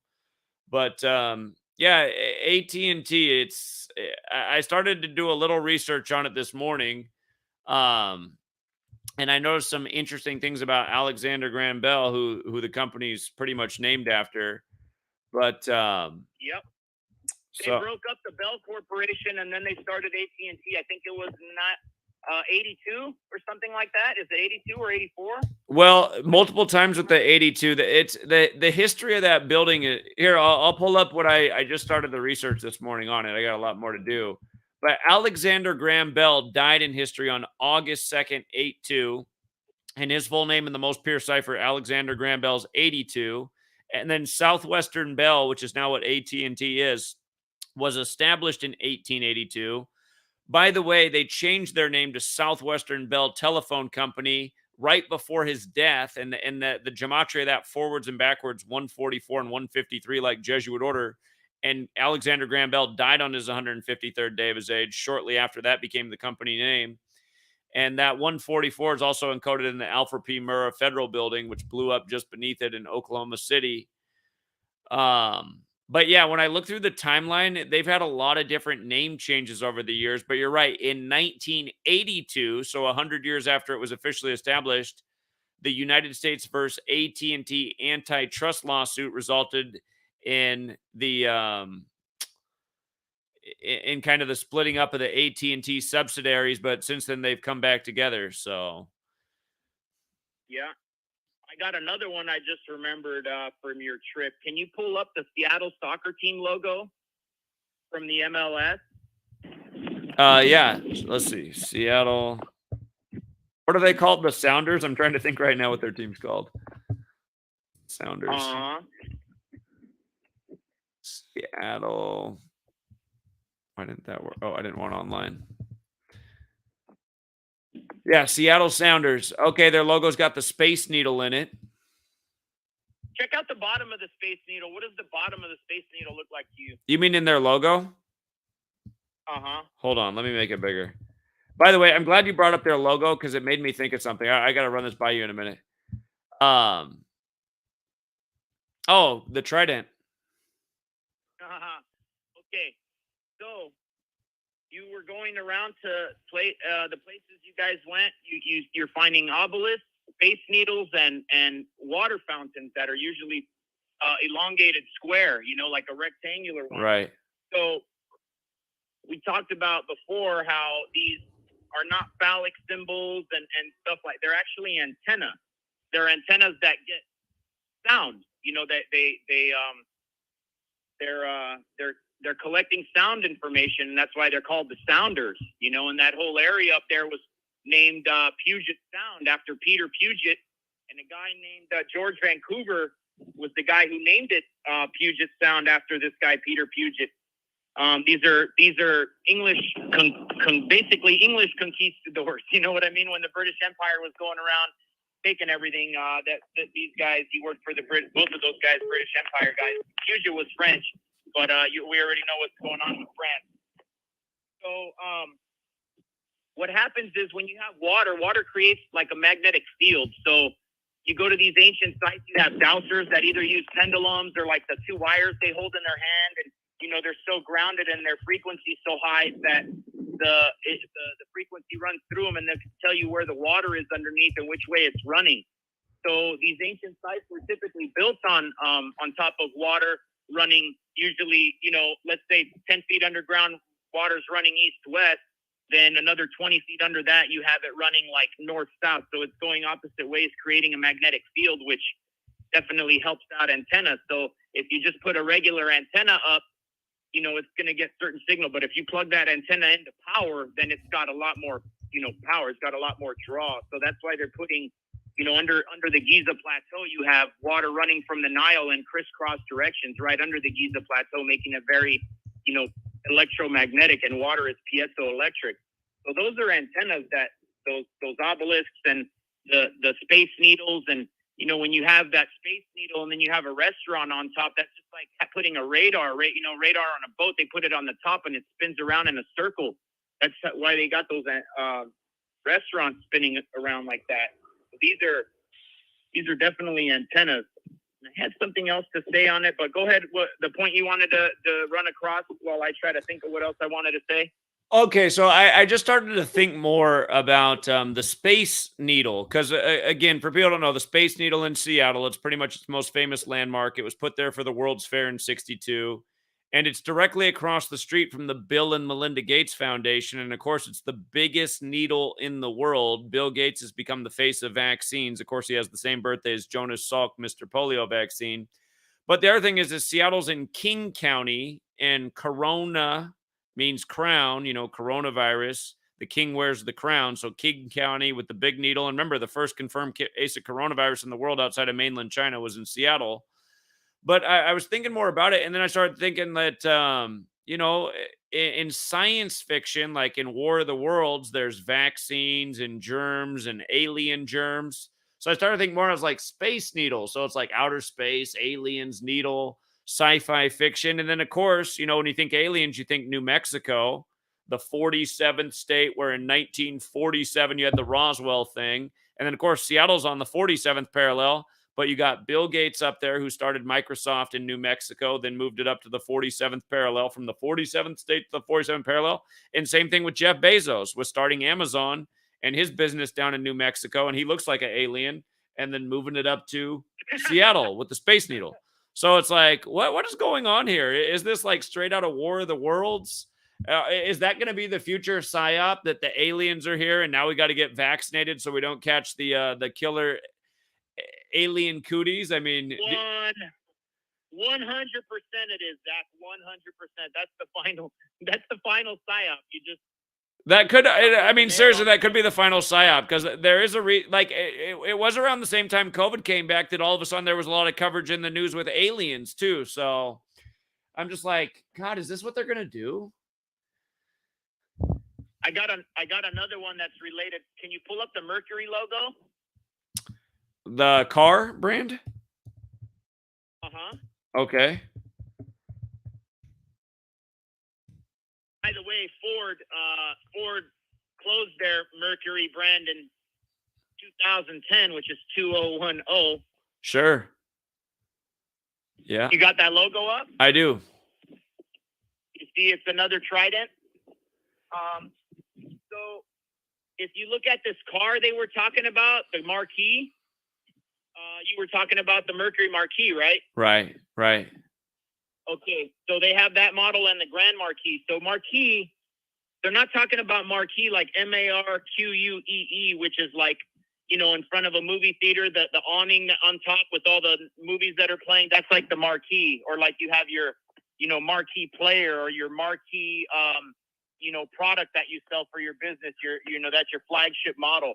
But that's not how Marquis on the car is spelled. It's Marquis, which is a French word, and it's a title right underneath a Duke. You know, so these are former cop cars, and then you have like the other cop cars, the Ford Crown Victoria, literally Crown Victoria, Crown Corporation, Queen Victoria. You know what I'm saying? So right. The Grand Marquis is a noble, some type of above a nobleman under a duke. So they're even naming, and then also they have the Mercury Marauder, which was a cop car. Pull up Marauder mascot, and you'll be shocked why the hell that's the mascot for Marauder. So Marauder mascot. The pirate? Uh-huh. You got the skull and bones right there, and that was a cop car too. So then the other cars that they have are all related to space. So like space or cats, like the Mercury Comet, the Sphinx, the Lynx. They have like 5 cat names and a couple, you know, names of like, you know, astrological name like comets. So all the names of all the Mercury cars were kind of like encoded all throughout history. And another thing, you know what? I just going to mention this. I forgot to mention the dates that those AT&T buildings were built. They're all like, I have to have you look at that because I'm not a gematria guy, but all the dates were encoded on every single one of those buildings. But yeah, so another one, can you pull up the still frame at 39 seconds on the Weird Al Yankovic foil video? Just pull up 39 seconds. And while you're doing that, tell me what 39 means again, gematria-wise. Well, I mean, it could mean a number of things, but just like New York is the only 2 states that equal 39 are New York and Arizona. The word empire is also 39. That was the World Series after 9/11. Words like masonry and secrecy have gematria 39. So does federal. It's got to be empire then, because I was thinking, what does the number 39 have to do with like rulers and rulership and overlords? Is it connected to that, or like empire? You said it is empire, right? Yep. Yeah, empire. Check out what Weird Al Yankovic is showing us at the 39-second mark. Okay, Weird Al Yankovic foil, right? Why is this not coming up right now? Yeah, go to official video, because there's another video that somebody put up there that's clickbait that just says Weird Al foil video, and it has, you know, a picture of him, but it's clickbait. It's totally different video. It doesn't show any of the stuff the actual video does, which is all disclosure. Okay. But anyway, Here, I'm gonna put it up here. So it looks like at 39 seconds, it's let me see. I'll just start playing it at 37 seconds. So he's like in a cooking show, 39 cooking show, and then it goes to him putting saran wrap over his face. On 39 seconds is the video. You got to freeze frame it like right when it's going from the 38-second mark to the 39-second mark, and he's holding things in his hands and showing you. I think it's either right before. He's got like a jar, a Tupperware, and a plastic Ziploc bag. How many hands does he have? 3. And what are they in the shape of? I see. Interesting. Yeah. What is that? So I was wondering, why is he throwing that up at the 39-second mark? And it's the only time in the video, in the first half of the video, that he does anything like a cult. Then the whole second half of the video is like him explaining all the, like disclosure. But I caught that and I was like, what the heck is that? Throwing up a trident like that, showing you the third hand of the black magician. Okay, so again, for people who are following, the World Trade Centers that collapsed on 9/11 in New York had the trident all on the outside of them. And again, the mission to kill Osama bin Laden was called Operation Neptune Spear, and Neptune's Poseidon, who carries the trident. And then, his arms here kind of look like a trident. But yeah, right at the tail end or right as it ticks into 39 seconds, you do see him up there with the 3 arms. So that is interesting. While you're there on YouTube, I noticed something like last week when you were talking about solving for zero, the Bill Gates thing. Right. Well, type in on YouTube, Saves by Zero by The Fix. By who? A fix. Like, we're going to fix it. I see it. We're going to fix it by going to zero emissions. Okay. How long is that video? Let me see. So on a cell phone, it would probably say 333. On a computer, it's 332. So yeah, 333. For people who don't know, if you look on your cell phone, it'll always add +1 second to a YouTube video. So that's why you'll see people start arguing in the comments because they don't know. Somebody's looking on a cell phone. Like on a computer, it's 332, but I know on a cell phone, it'll add a second. So it's 333. And I don't know why YouTube does that, but they do. Probably most people are consuming through their, phone, their pocket held track device, I would say. But I don't know why they add a second on cell phone. It's kind of weird. You think it would be the same on a computer or a cell phone, but they add 1 second on a cell phone. Huh. Maybe it's the delay to get to the cell phone. I don't know what it is. I got a 3-second delay. They should add 3 seconds to the videos on my phone. Sure. Yeah. Anyway, that's all I have that's in my head. I got a bunch of shit written down, but I can't think of it right now. I'm still at the park. Okay, well, I appreciate all the information as always. So it gave me some more things to look into. I appreciate it. Yeah, and congratulations again on the trip. It was great. And, hopefully the truth train comes through my town soon. You know a lot about a lot of things. What do you think? Denise, who got arrested at the airport for seemingly mysterious reasons, only to have them schedule her court date for her 56th birthday. She should be able to get the airport footage of that, shouldn't she? Yeah, I didn't even hear that part of the story because I was trying to connect, and people were talking, but my thing was just cutting out. So I'll have to go back and listen to that one. Okay. Well, I thought maybe you might have some advice since you know a lot about a lot of things. But I think if she requests for the footage from the airport, she should be able to get it. So. Yeah. Was she recording on her own phone too while it was happening? No, it just happened to her real fast. They just came up and kind of put hands on and arrested her. So. I remember you talking about it roughly like through on one of your streams that somebody got in a lot of trouble on the way here at a restaurant. Was it a restaurant or something you said? Airport. Bar restaurant in the airport? Yeah. So. That sucks. All right, man. I'll have to go back and listen. Yeah. Maybe in the next stream you'll have some advice for her. So anyway, I appreciate it as always, and you have a good rest of your night. You too. Take care. All right. Yeah. See. All right, you guys. We'll leave it there. Again, we'll do a better Sunday show next week, but Somebody keeps calling back in. I think it's the same guy who just called in. 646. Yo, Jack. Yeah, what's up? Yo, it's your voice from New York. Yeah, what's up, man? You were saying how all the teams scored 111 on April 22nd. So what else is going on? I was saying 111. Yesterday I called. I was the last caller. It looked like tonight I'm gonna be the last caller. I was talking about Chris Paul, 2 weeks and 13 days. But I wanted to add, like, well, you should make a gematria dictionary. You know, just gematria dictionary have words, and then have the thing, the numerology. Sure. And there's other, and I do like Hebrew, so I do Hebrew numerology. You know, I mess with the words. There's other numbers that you don't know about. Of course. I just wanted to know if you knew. There's always more to learn.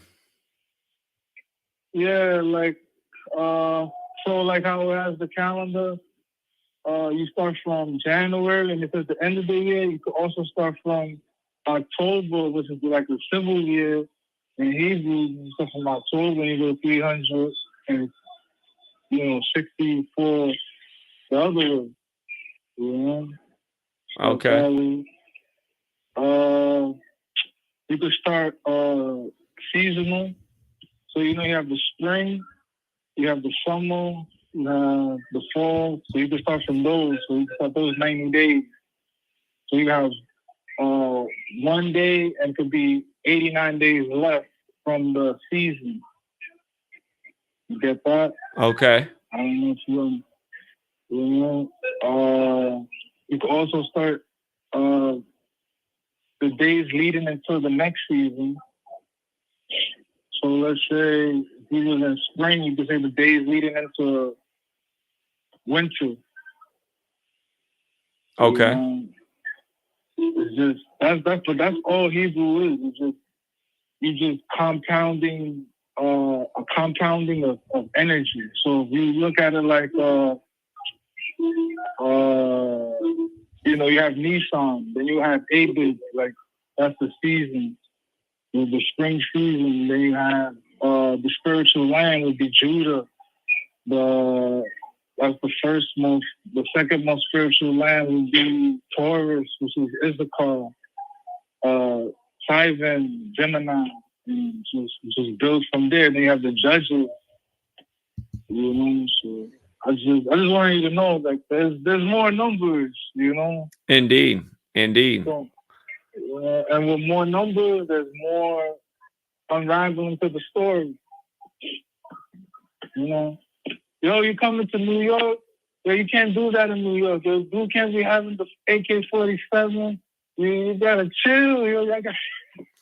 Yeah, that's the thing. Yeah, certain states have different laws, so I don't think New York's cool with the open carry, unfortunately. But that should be a reminder to people that in New York you have even less rights and liberties. So yeah, and isn't it amazing how it works when you really think about it? The federal government does terrorism against the people, blames it on a boogeyman, and then takes away your rights and liberties so that you have even less of a chance of fighting back against their evil. And people don't see it for what it is. So that's their order out of chaos. Yeah. All right, man. Well, I appreciate that piece of information. So thank you. Yeah, there's always more. There's always more numbers. All right, friend. I appreciate it.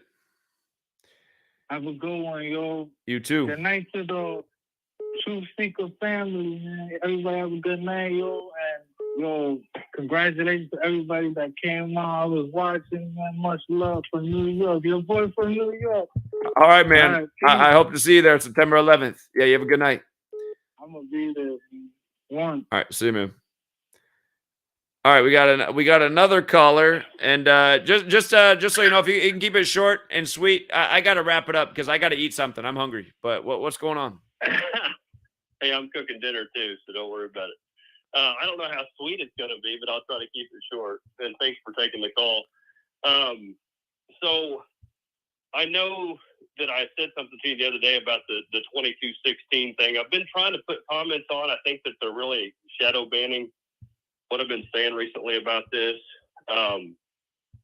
You know, that the 22:16, that Revelation 22:16 is a huge deal because of the fact that it being the last chapter and then talking about disclosing, quote unquote, Jesus as Morning Star. It only happens one other time in the Hebrew text, and that was in Isaiah 14. And when you go back to the Septuagint and look at what it says, I mean, it's calling him an evil seed. And all of this 22:16 ritual stuff we've been seeing recently, I mean, it's heavy. Like, it's all over the place. So, you know, I mentioned something to you like a week or two ago about Derek had uncovered the 22:16 with Will Smith. You know, his day and age, or his age and days of the slap incident was the 2216th prime number. And then Barack Obama visiting the White House on the 95th day of the year, he's exactly 22,160 days old on that day, the 95th day of the year. And then Revelation 22:16, the King James Version, that verse equals exactly 2022 in reverse English ordinal, which is the one that lined up perfectly with the Russia-Ukraine war at 2/24, the day it started. So then the other thing is, this is how, you know, I know you know about those. I don't know if you know about this, the latest deal with the Russian Moskva being sunk on a date with 144 numerology, or, you know, the 14 on the day in history that the Titanic sunk. Well, but here's the deal. It was sunk by 2 Neptune missiles that had initially been test fired on 3/22 of 2016. The day that they sunk the ship was the 2216th day since their test firing. How many days since? I mean, the 322. And then here's the other thing. It was 20 years and 216 days from 9/11. Okay. So there's 4 big 2216 rituals or symbology, whatever you want to call them. But the big one is they really showcased who Morning Star is as Barack Obama, because his full name, Barack Hussein Obama II, matches perfectly with the Morning Star 181 English ordinal. And Jesus the Messiah equals 181 in that same cipher.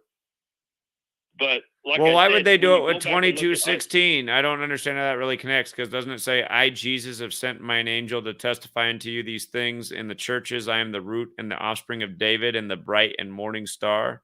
I guess, because you're making it, making the context and the point that he's Lucifer or Satan, right? But that's not what that verse is about. He's saying that I am the bright and morning star. That's what he's saying. He's saying I am morning star. Okay. That's what Jesus says, right? But I know that from your other posts, you're trying to equate that Obama is, you know, Satan essentially, right? Well, so what I'm saying is, when he's called the Morning Star, he was originally called the Morning Star in Isaiah 14. That's what he was called. That was the terminology. And then when you go into Pipes, Morals, and Dogma, they disclose Morning Star as Jupiter, which was the god of the New Testament. Jupiter, Zeus. You know, I talked to you a lot about before about how Dionysus, the son of Zeus, that's who the Jesus story ended up being about. I mean, that's the same. So Jupiter is the deity. Jupiter was called the Morning Star. You know, and that's why that Morning Star thing is so important. But you have to, I mean, you realize that so you have 4 big 2216 rituals within about 3 weeks. You know, that's a big deal. Well, in Seattle, they do. In Seattle, Barack Obama might as well be Jesus. For a lot of people, this guy is Jesus. So, well, Jesus. So here's the thing: Christians have been calling Barack Obama the Antichrist for a long time. Here's the thing: he's actually what they would consider the Christ, but he's still a big problem. You know, that's the whole thing. The Greeks wrote the New Testament. A lot of the Hebrew text spoke terribly about the Greeks. and the children of the Greeks. So, I mean, there's a lot of confusion there. But Isaiah 14:12 is specifically talking about Barack Obama. Who it's talking about? And if you think about it, it says he'll deceive the whole world. Well, I'd say he's done a pretty good job at it. But if there's anybody that could be running things from the shadows, I mean, he was in the actual seat for 8 years. I mean, and everybody knows that, you know, Biden's not the one calling shots. Sure. And But neither is I'm just Obama. saying, like, and then think about the fact that he was 22,160 days old on the 95th day of 2022. And we talked about Daniel 2:44, where 2:44 equals 2022 in the Jewish cipher. You know, so I mean, there's a lot. I mean, that's important stuff. Isn't Venus the morning star though, not Jupiter? That's the thing. It's always been about confusion. But I mean, what Pike said in the very it's about the middle of Morals and Dogma. He literally, one time in the whole book, he discloses Jupiter as morning star. Okay. And Pike's the guy that wrote the letter to Mazzini. You know? Yeah. I mean, I'd say he knew what he was talking about, and it wasn't like he was trying to put it all over the place. It was one time in the middle of a book. Sure. You know, and not only that, but you and I have talked so much about who was the God. Who did they consider God? The people that wrote the New Testament. Who did they consider God? Well, probably Satan. So. Yeah. And the temple of Jupiter, okay, from 300 CE was converted to the St. John's Baptistry. When you say St. John, you're talking about Jupiter. Who wrote the book of Revelation? You know. Okay. And if you think back to June 24th of this last year, when the Champlain Towers, when 55 of the apartments came down on June 24th, and then they took the rest of it down on July 4th, the very last moments of the 244th year of the U.S. as a nation. That was all symbolic. You know, I mean, Rambo broke that down about the towers being a representation of the Solomon's temple. Okay. And it happened here. And here's the crazy thing: in a 24-hour time frame, another guy with the name John was killed or suicided, whatever. John McAfee. And here's the thing: it was leaked out that he had said that he had a certain amount of information on a flash drive or something or other at that exact location, and somebody had screenshot it, and then they went and scrubbed that out. But the next thing you know, that location where the towers were, 55 apartments condos come down. You know, but that was on St. John's Day. See, so John was super important and all that, but a lot of people don't realize that St. John is directly tied to Jupiter. You know. Okay. So, and there's a lot of crazy stuff with Jupiter. I mean, like, Rambo had done the decode about Matthew Wolf, like him being the new Tiger Woods. Well, that's where Tiger Woods is from. Matthew Wolf is from Jupiter, Florida. That's where Hank Williams Jr.'s wife died at 58 years old recently. She was it was an unexpected death. She was at a spa in Jupiter, Florida. Her name was Mary Jane Thomas. Okay. So, I mean, the Jupiter thing is enormous, and I'm telling you right now, there's no way around it. Barack Obama is Morning Star. He is the embodiment of Morning Star on this earth right now. He's the one at the helm in the physical realm. It's just the way it is. There's no way around it. You know, and then his name does match up with Lucifer as well. His name does. But, you know, Lucifer was a Latinized name. You know that. It was originally, it said the morning star. And it literally, if you go read the Septuagint version of Isaiah 14, it says that was the reason that the whole earth was purposed. It says for this battle is the reason that the earth was purposed. You know, when you go and read the later stuff, like the King James and all, I mean, they changed all kinds of stuff significantly. And then with the quote-unquote Old Testament, they changed it to suit their needs. But the Septuagint, what's crazy about the Septuagint is it doesn't line up mathematically as far as, you know, how the King James, it always matches perfectly, like Exodus 3:14 is 314 in certain ciphers. And just, I mean, it was more mathematically done, but like a computer. Whereas you go back to Septuagint, and it didn't match up at all. So there was a lot of difference there, you know. And then if people ever go and want to and look at the difference, but you can go read Proverbs 29 and Proverbs 29 is totally Jeremiah 29. Yes, Jeremiah 29. But a lot of people get tattoos, like Christians who get tattoos of Jeremiah 29:11, and because they think it's such a great thing. The Septuagint says the opposite. It's like a terrible thing. It's like a curse that's being talked about, and how much destruction is to come. So when you read, like I said, you compare King James Jeremiah 29 with the Septuagint Jeremiah 29, and it's night and day difference. Not even in the same ball. I mean, it's 180 degrees difference. So there's been a lot of deception, and you know, when they mass produced that King James Bible and everything else that came after it, you know, was based on that Bible. I mean, it's full of changes and straight out lies. You know, which, you know, I mean, the Catholics have been. Look, you and I both know that we wouldn't be talking about the New Testament if it wasn't for the Catholics. So we wouldn't even know the name Jesus, would we? I made the same point many times. Well, then why should we be talking about how Jesus is a good thing just because they said it, just because they put some fancy lines together and act like he is?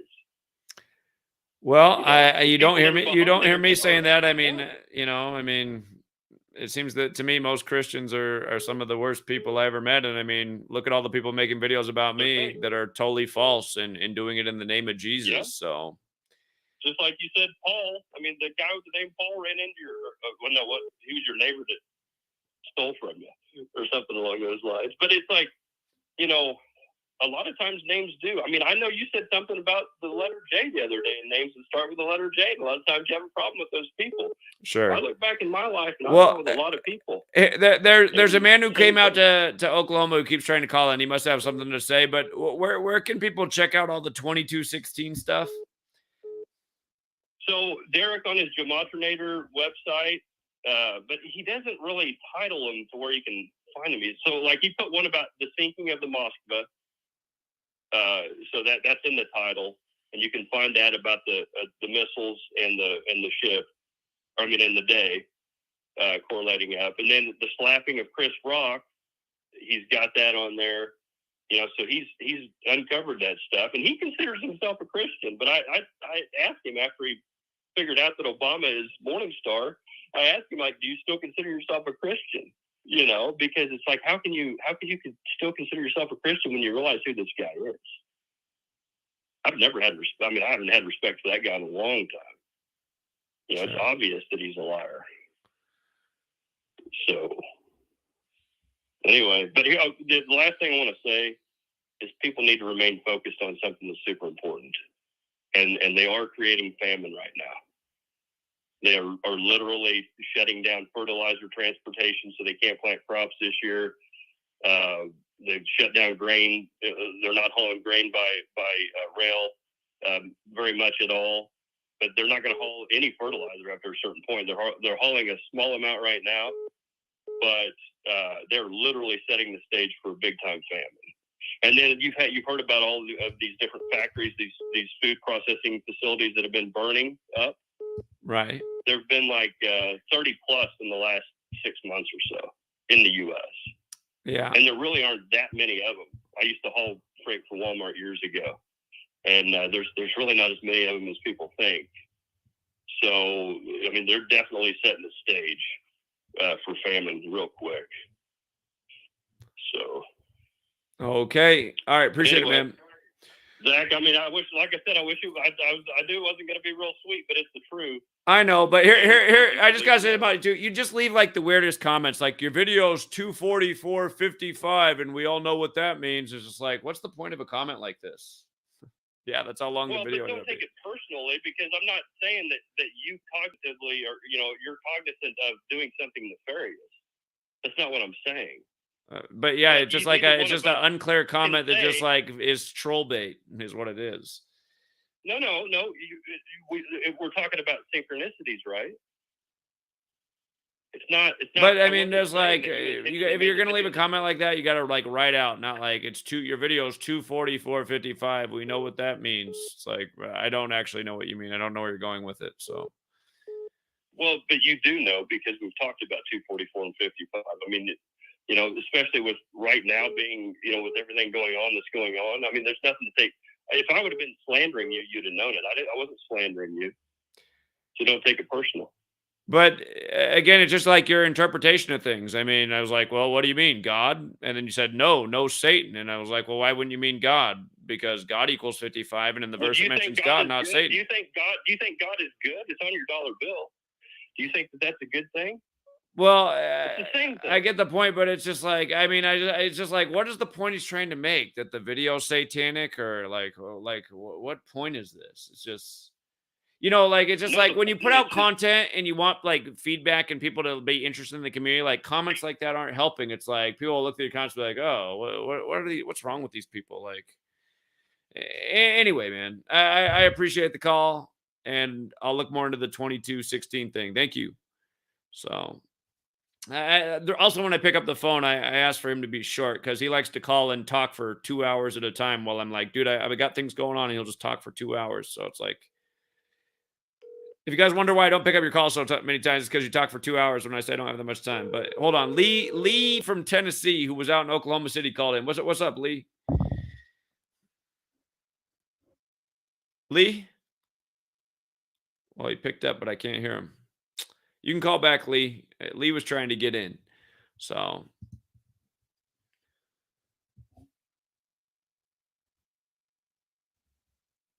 Yeah, honestly, you guys, I'm just like bored of decoding sports. Honestly, to be perfectly honest, I'm just I've called way too many things. The whole world should know about gematria. It takes a long time to decode sports. I'm just like burnout on doing it. What's up, Lee in Tennessee?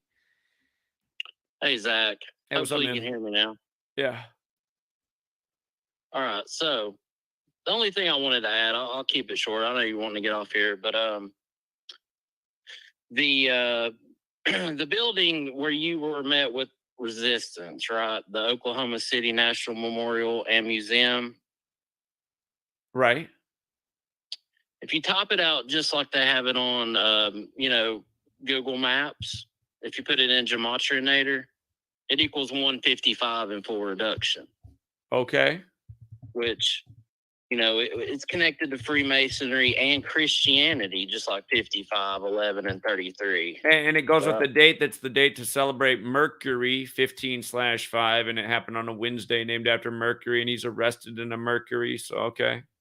Yeah. And, one symbolizes God, the creator, which is important to Freemasonry. Uh-huh. 1 equals 47. We know about that. 5 symbolizes the balance and creation. 5 equals 42, Freemason 42, the Fibonacci sequence connection, it's there. So I just wanted to add that. So that's all. All right. I appreciate it, Lee. Good problem. observation. Thank you. Thank you. All Have right. a good night. Yeah. Take care, man. See you. Bye.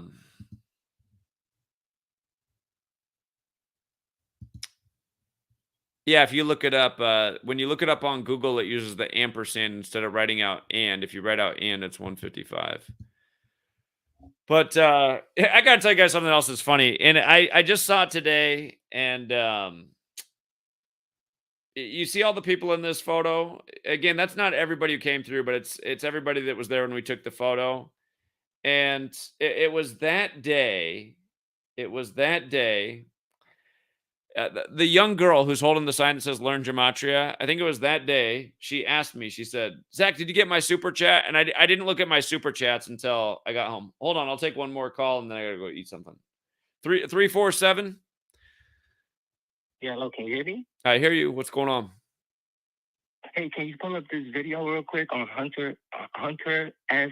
Thompson, David Letterman interview? It's 8 minutes and 17 seconds, and you can skip to the 5-minute point. Okay. About the Jesuits. That's why I want you to see it. Hunter Thompson, David Letterman. People haven't seen Fear and Loathing in Las Vegas. It's about Hunter S. Thompson. Okay, so 8 minutes, 17 seconds, November 25th, 88. Yeah, skip to the 5-minute point.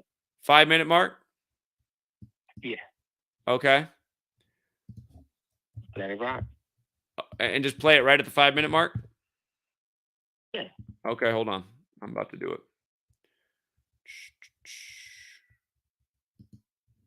Okay, here we go. George Bush is the guiltiest man in politics. Therefore, we have our subject crossed. And it's a Jesuit. I said, I like Jesuits because they're smart and mean. Smart and mean. You like the Jesuits characterized as being smart and mean? I like to talk. I like to argue with the Jesuits. I see. And, excuse me, you guys Jesuits up here? Yeah, we get a large contingent. Well, you bring them down. I like that. There's nothing better than talking to a good, mean Jesuit. Anyway. Okay, yeah. So he's talking about how Bush is one of them Jesuits, smart and mean. Yeah, I wanted to add a little commentary. I caught that because I don't know. I caught a clip of Johnny Depp talking about his some authors he reads during the trial, and he mentioned him, this journalist. He was pretty buddy. And anyway, you already know. Thanks a lot, Zach. Thank you. Hope you make. By the way, Johnny Depp portrays him in Fear and Loathing in Las Vegas, and Johnny Depp, I think, learned to talk like Hunter S. Thompson. So, all right. Well, listen. It was funny because he was talking about how when he was young he had a dead eye, so he had to wear eye patch, and he played in Pirates of the Caribbean. So it was just a whole thing. And anyway, I hope you make it out here to New York. Thank you so much for everything. All right, welcome. Appreciate it. We'll be there. All right. Peace. Yeah, take care. Yeah, but anyway, I got to bookmark this clip and watch this later. Absolutely. So hold on. We got to save this to the watch later. We will be back. But I got to tell you guys something that's real. It just, hold on. By the way, if you're out there, the young woman with the beautiful mother, but two beautiful ladies, she asked me that day if I'd gotten her super chat, and I did, or not super chat, but her Cash App. So I finally just opened up my Cash App this morning to see if people donated, and I opened it up and there was $131 in there. I was like, wow, a lot of people have been donating to my Cash App, $131. And then I open it up and I see that 3 people donated and one person donated 120 of the 131, and it's this young girl. She's only 19 years old. And if you're out there, thank you so much. That's super generous. But then I kind of felt bad. I was like, man, she shouldn't have to be fronting money like that. And I love that she's out there. She was out there with us in Oklahoma City, Dallas, pounding pavement, holding the sign, and really helping get the word out. And I hope in the future she inspires a bunch of other young ladies to become part of the community.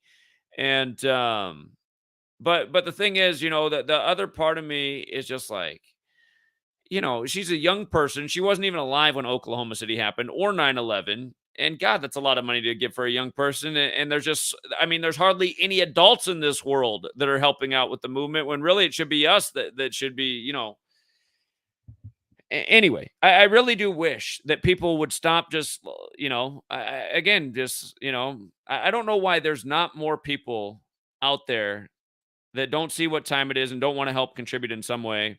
And it doesn't even necessarily have to be financially, but just sharing the work, promoting the work, putting it on your own social media page. And ultimately, yeah, I do wish a bunch of people out there would pledge $1 a month so we could hire Team Gematria Effect News, have a borough in all the major cities. We know who the crew is that would come out and work for it in Oklahoma City and Dallas. And again, if there was more resources, it would make it a lot more possible to do much bigger things. And really, I do want to do a lap around the country and go city to city and help people find out who's in their community and organize a network, because the time is now, and we got to find out who our friends are, who the awake people are in the community, who we can trust. And anyway, the young girl who made the big donation and her mother, her mother knows the time is now. And one of the mother's big things while she's there, she's like, Zach, I really wish we could get this community together and have, a place where we can grow food together, have camaraderie together, feel safe together, know we have a network to be together. And really, I've been saying that this needs to happen for a long time. This was my video in 2015. But honestly, the gentleman who's up in the front here, yeah, right, the Matrix, if you recognize him, he really thinks that we should pool resources, create some kind of like community trust, and buy up a big plot of land in a place like Mexico. There's other places you could do it in the US where land's cheaper. I mean, the place is up for debate, but if people came together and put the resources together, um, we could get a place that could become essentially Truth Seekerville. And it's not about starting a cult. It's just about bringing a group of people together who recognize we live in a bad time where it's really probably not for that much longer where we can maintain sovereignty over our own bodies, if that's even possible at this day and age, as polluted and, as many chemicals are here and there, from the food to the water supply to the air. But, as much sovereignty as possible. But, yeah, I just keep thinking about it because there were a number of people there who know that the time is now, and I agree, and I feel like we've been patient as a community trying to pool resources and make something happen, and it's getting late in the game. If we can't get people to make a financial contribution of $1 a month, which very few people have been willing to do, it just makes me feel bad that a young girl comes out and gives $120 of her money, but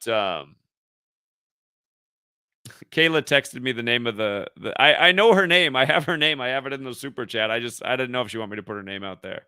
I appreciate it, Kayla. But yeah, the reason I wasn't saying her name is just in case she doesn't want it out there. So if she does want it out there, if you're out there and you're listening, you should call in. By the way, I got my study materials right here. That same girl who made the big financial contribution, not only did she do that, she printed out this packet full of Vedic astrology information, which I'm brushing up on. I still got a ways to go. And again, it just made me, I don't know. It makes me really happy and sad at the same time. She wasn't even alive when any of this stuff happened. She's having to grow up in this world like all the people her age, like all of us really. And, just making a huge financial contribution, plus dedicating her time.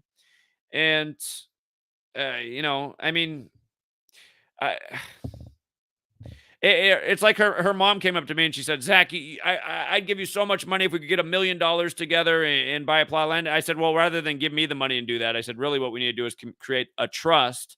And anyway, you guys, the point I'm trying to make is the time is now. We do need to pool our resources together somehow and create a better future and path for people who are awake. I mean, for all the sleepers who are still like, who don't want to see anything that's going on in the agendas that are being waged against us. I mean, I've spent the last 9 years, really longer than that. I've been speaking out, doing stuff even before I knew about Gematria, but I spent the last 9 years trying to wake people up to the agendas that were coming and why we need to wake up before some really bad stuff happens. That really bad stuff is well underway, and it can get a lot worse. And, it was really great to see people come together and interact and socialize and create community. It really did feel like being around family here. But yeah, if all of a sudden out of nowhere there was a huge boom and there was 1 million people who pledged $1 a month, I'm telling you, that's what I would do right away, is just get the piece of land and say, "Listen, here's the land." One of the women in that photo, her name's Angel, bless her heart. She said she would love to be a part of a community like that, but she doesn't have any resources. All she has is debt right now. So she doesn't know how she could become part of the trust. But honestly, if we put our resources together, the people who are awake, we could pay for our own way and a few other people's way along the way as well. Again, if we could bring $1 million together as a community, that goes real far in a place like Mexico. And the thing is, you have to realize that if Mexico did end up being the place people agreed to, and I'm on the fence about Mexico, I can't decide if it's better to stay in a less expensive place in the U.S. where you can pretty much grow year round, or to go to a place like Mexico. But the thing about Mexico is you don't have property taxes. So that's once the plot of land is purchased, it's purchased, and you don't really have your huge property tax expense like you have in the U.S. But yeah, I mean, we do have resources. If a young 19-year-old girl can figure out a way to pull $120 out towards the cause, which I wish, she didn't have to do. I got to be honest. I almost refunded it, but I was like, if I refund it, that's probably going to hurt her feelings. She wanted to donate the money, and if I had refunded it, it wouldn't have been meant to be an insult. It's just, I feel like, she already came out there and pounded pavement. Her and her mom made the commitment to go to Oklahoma City. Then they came out for Dallas the next day. And then not only that, I mean, her mom bought me these, we'll go over this too. This has the JFK autopsy photos, just stuff I've never seen before. But yeah, just two really generous women, and both concerned about the future and where we're going and wanting to make community. And for all the men out there, I mean, how should we be judged as men? Honestly, I think every man at this day and age should be standing up for every last child and every last woman, and women should be standing up too. But I mean, men, historically, that they're the ones that are made to keep, the women and children safe. And there's a serious agenda that threatens everybody, every last child, woman, and man. And where is the manpower right now? Where are all the men that don't have a dollar for the cause I've been preaching on for the last, 4 years, ever since I started raising funds? And again, you guys, I mean, I never got into this to get rich or be a millionaire. I got into this to wake up the world and take a stand against tyranny and change the world for the better. And, I've demonstrated for the entire time how hard I'm working for this cause. And it's just amazing how many people are on the fence, or just like, there's no reason to be on the fence. The only reason you're on the fence is because you're not thinking clearly. You're not paying attention to what I'm saying. You're not taking the time to look into the things that we're pointing out. You're not doing what I ask you to do. I'm saying, listen to the knowledge that I'm sharing here today. Now, tomorrow, when you look at the news, just take this simple code and look at it yourself. You're going to see the exact same thing. There's a serious agenda. It's nonstop propaganda. It's leading us to a really bad place where we don't have rights and liberties. We live in a surveillance state. We're almost here, you guys. And I don't think anyone wants to live in that world. And for all the people who are asleep right now, there's probably going to be a lot of people that wake up when it's too late. They're going to be like, wait a minute. That's what these people were warning about. I guess I should have listened. But anyway, really, you guys, save your money. Figure out ways to save your money. And, seriously think about the things that I'm saying about the agendas that are coming, how we can create community, pool resources. There is safety in numbers. The story about Denise, her getting arrested, my guess is if she had another person with her, they wouldn't have been able to do that to her.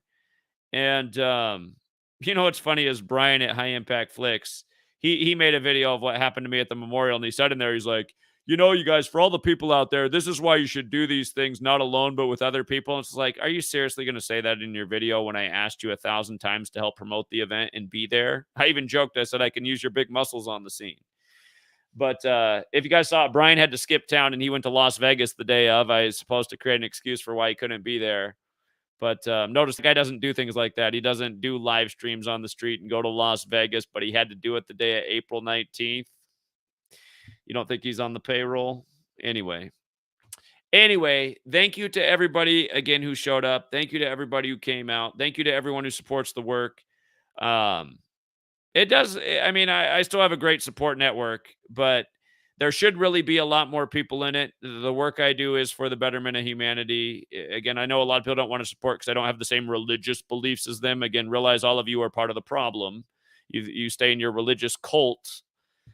You're going to be facing the same world where the rest of us are going to be facing, and you can keep waiting for your invisible savior, but he's allowing a lot of evil to take place in the world, this invisible savior of yours. And I guess that's all part of the prophecy of your book, right? Anyway, it's sad that so many people are taken by the authorities. So many people are waiting for their false heroes, whether it's the invisible savior or the orange man to come back with the comb over.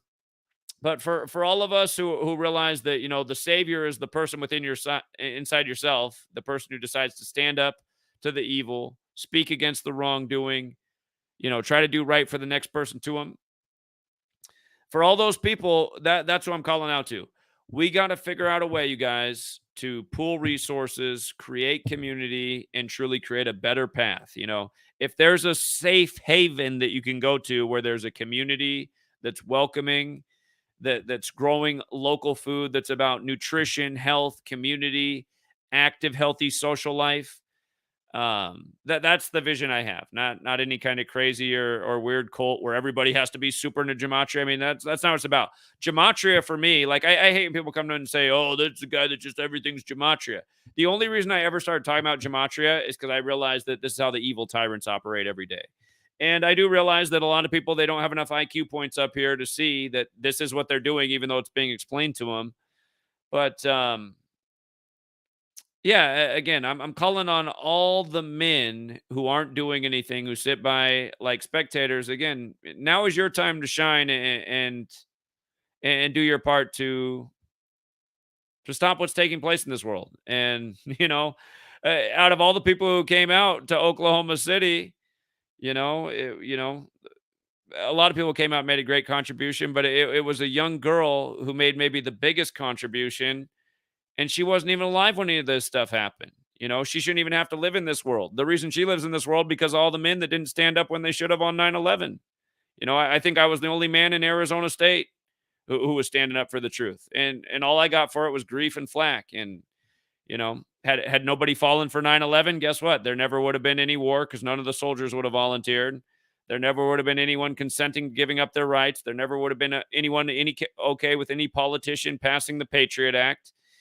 And yeah, I mean, this is what needs to change. People need to see the agendas, how evil the federal government is.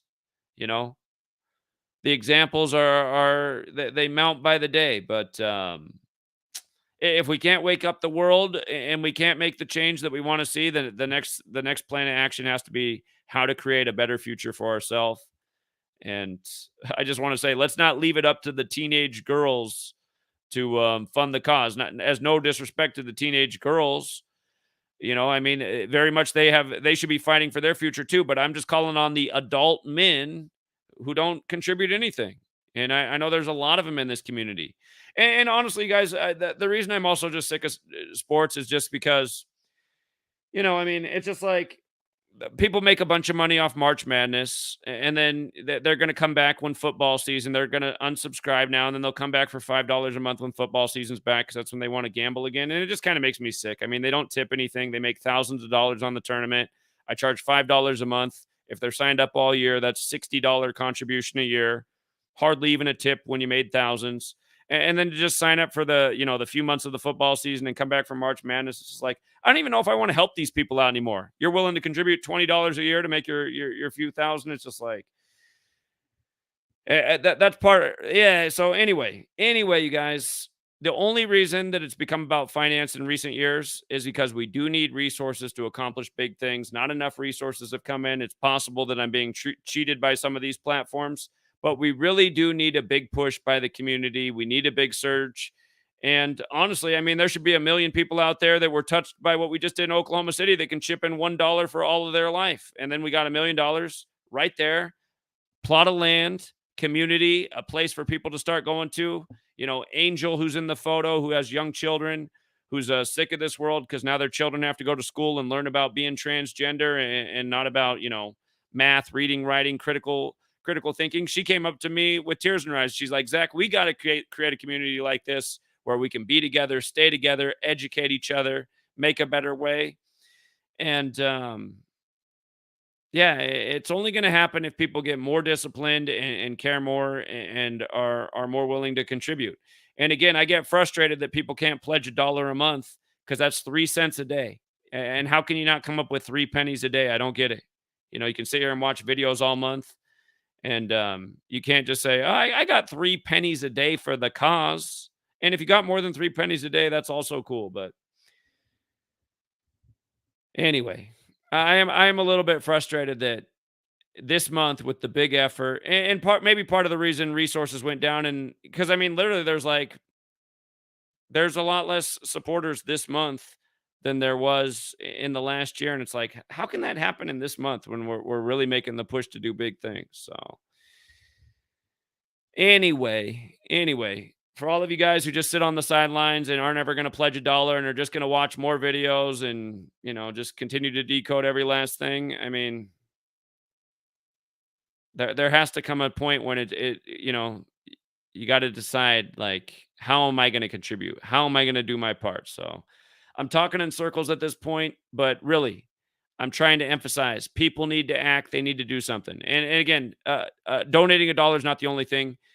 If you can't donate $1, you can still get out there, speak out more, share more information, and try to connect with more people in the community. And as another one more reminder, again, freetofindtruth.com, you guys. The reason I pay for this website every month is for people to organize, network, get on here, have a place that they can share information, have no fear of it being censored. Nothing's getting censored on this website except for trolls. People come on there, they're obvious trolls. They get deleted.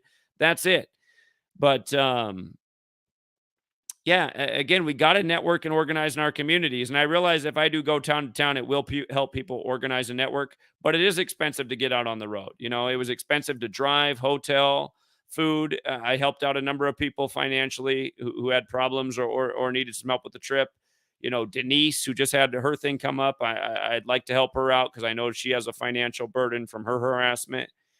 But this is the reason we need resources too. It takes resources to do things. If I had a lot more resources than I have now, it would be like, imagine we had $1 million coming in a month. We could not only buy a Truth Seekerville in, Mexico, we could get one in the States for people who want to stay in the States. And really $1 million a month there should be 1 million people out there who could pledge $1 a month to this. And again, like I said, if 1 million people came together and pledged $1, obviously you couldn't get 1 million people on, a plot of land that you can buy for $1 million. But if there's $1 million coming in each month and everybody's only pledging $1, and is there not 1 million people in the world who care about the purpose of what this community works about? And again, I mean, I know I got a lot of haters, but again, all I've ever done is demonstrate day after day how evil tyrants control our government and other governments of the world and are not working for our interest and how they need to be stopped. And they have a lot of resources, right? I mean, they control the thing that just prints money. But we need resources and we need to be organized. And there should be 1 million people that are on board with the message and the work and all that's been put out there. And again, I'll remind people, almost everything I've ever done, I've made free too, including my books. You can get both of my ebooks for free. And all you ever had to pledge to get them, even in the times when they weren't free, was $1. And they're a lot of work. But I know that what I've been doing over here in the community that's been helping out, we are putting out the knowledge and information that can change the world, that can expose the agendas if enough people pay attention and stop the evil that's seeping into all of our lives in more ways than one. And yeah, I just thought, like, I don't know, man. It's just it's just something else. So shout out to again everybody who came out, all the great people, and yeah, well, we will do it again. New York, September 11th, 2022. But really, by the time New York and 9/11 comes together, I hope there's a lot more people who've put a little skin in the game, whether that's $1 or just, getting out there and sharing more. And stop saying things like, well, I tried to share it and no one cared. Again, you don't know that no one cared. If you're sharing the work, you might not get the like, you might not get the share, but you might have also showed something to somebody where it did plant a seed in their mind that they otherwise wouldn't have seen. So anyway, Free to Find Truth. It's the website that's here. It's free to use, and you can be as anonymous on there as you want. And again, if you see a troll on there, just try to ignore them. Usually we spot the trolls and get rid of them. But yeah, so I think that's all I got for now, True Seeker.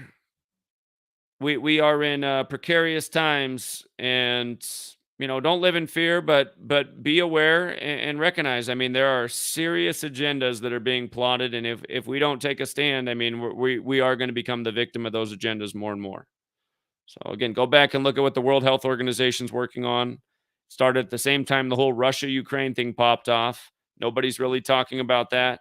Nobody's talking about the summit they just had a few weeks ago in Dubai, where they couldn't stop saying New World Order and talking about, the new digital currency that's coming for the U.S. that's not too far off. That's going to create all sorts of problems for the people and in all sorts of ways for government to abuse the people. And again, I mean, none of us want to live in this world where we're just wide open for government and big tyranny abuse. And I mean, we already know what's happening, but it's going to happen a lot more. We're getting into a really ugly phase of human history. And again, what I really want to do is create an uprising and beat it. But I'm not sure that's going to happen. I mean, you see that most people still aren't that awake. But at the same time, just to make the point super clear, even if it's only 100 people who are willing to, like Oklahoma City, there was really only about 100 people who were willing to come out for the event, despite it being promoted for 3 months and being in the heart of the country. There was really only about 100 people who were coming out. Well, in the end, that might be how it is. You end up in a community with 100 good people. And, for all the other ones that weren't willing to take the risk of skipping a day of their slave job or whatever it is, I mean, I guess those are the consequences, right? They weren't willing enough to take a stand against tyranny. And so anyway, those of us who are here, who are committed, we really got to start organizing and networking and figuring out a better path forward.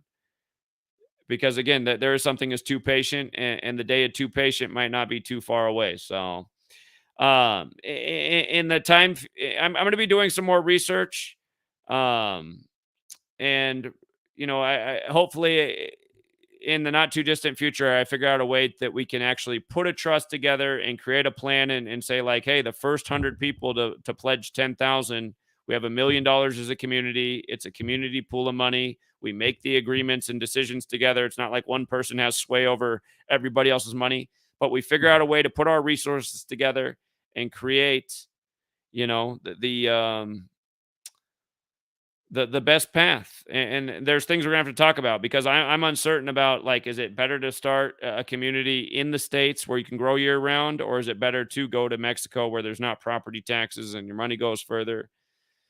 It's but yeah, we got to figure out something. And like, yeah, right. The Matrix said, if you wanted to go to Mexico, if that's where the community was, you don't even need a passport. Mexico will let you walk into the country. You can't fly without a passport, but you can go into Mexico without a passport. You might have some trouble coming back to the U.S. without a passport, but maybe you're not coming back. Maybe it's a one-way ticket to a new life and a new way of being. And now, instead of your slave job and being bombarded with propaganda day after day, now you have a place where you got food, you got shelter, and you don't really have to. Money's not really a thing you have to worry about anymore. The only thing you have to worry about is maintaining your shelter and your food supplies. So, to me, that would just be a dream. To have a great community of people. Have great conversations, play games. Have fun, grow food, and live happily ever after, or so it seems. So, shout out to Tony. Tony here at the call. He just did a Cash App for $1. But yeah, so anyway, you guys, we got a lot to do. We got a lot to accomplish. And take a look around. There's not a lot of people that are willing to help out with what needs to be done. A lot of you guys, these other YouTube channels you follow, have you seen them promote anything to make the world a better place, or do you see them sharing information each day and promoting products?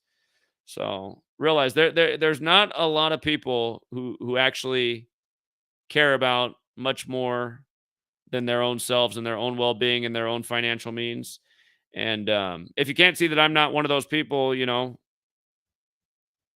blind, honestly. You go back to the first 5 years I was here. I never raised a single penny. I worked every single day, but I lost a lot for doing that.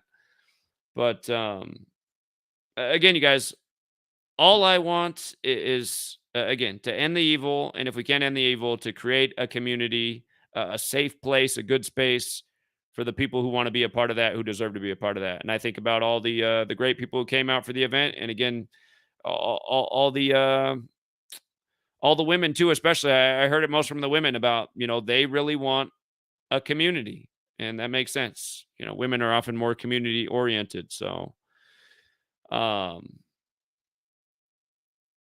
let's do it. Let's achieve it. Let's figure out a way to achieve it. I'm going to start looking into a trust. I'm going to be doing more research on the right spot. And again, if you can't afford $1 a month towards my cause, again, I save up pretty much all the resources that come in, minus the minimal expenses I have in my life, which aren't much since my house is paid off and stuff. But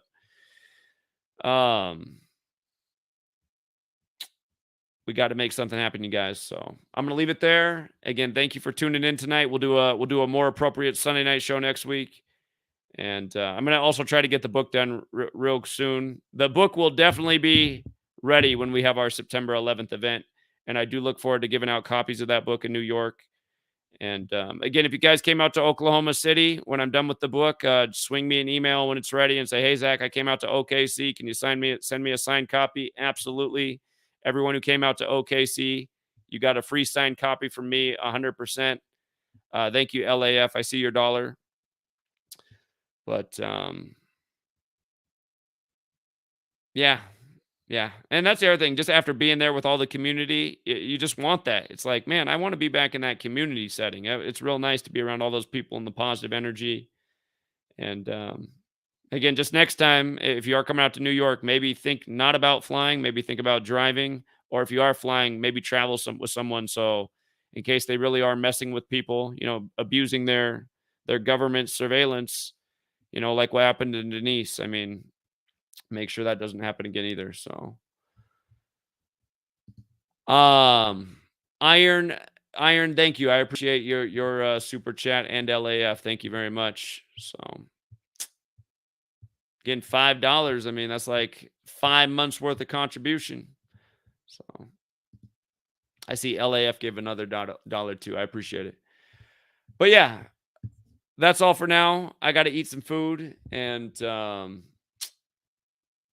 until next time, Truth Seeker, have a good night. Or if you're in that other part of the world, have a good day. Until next time.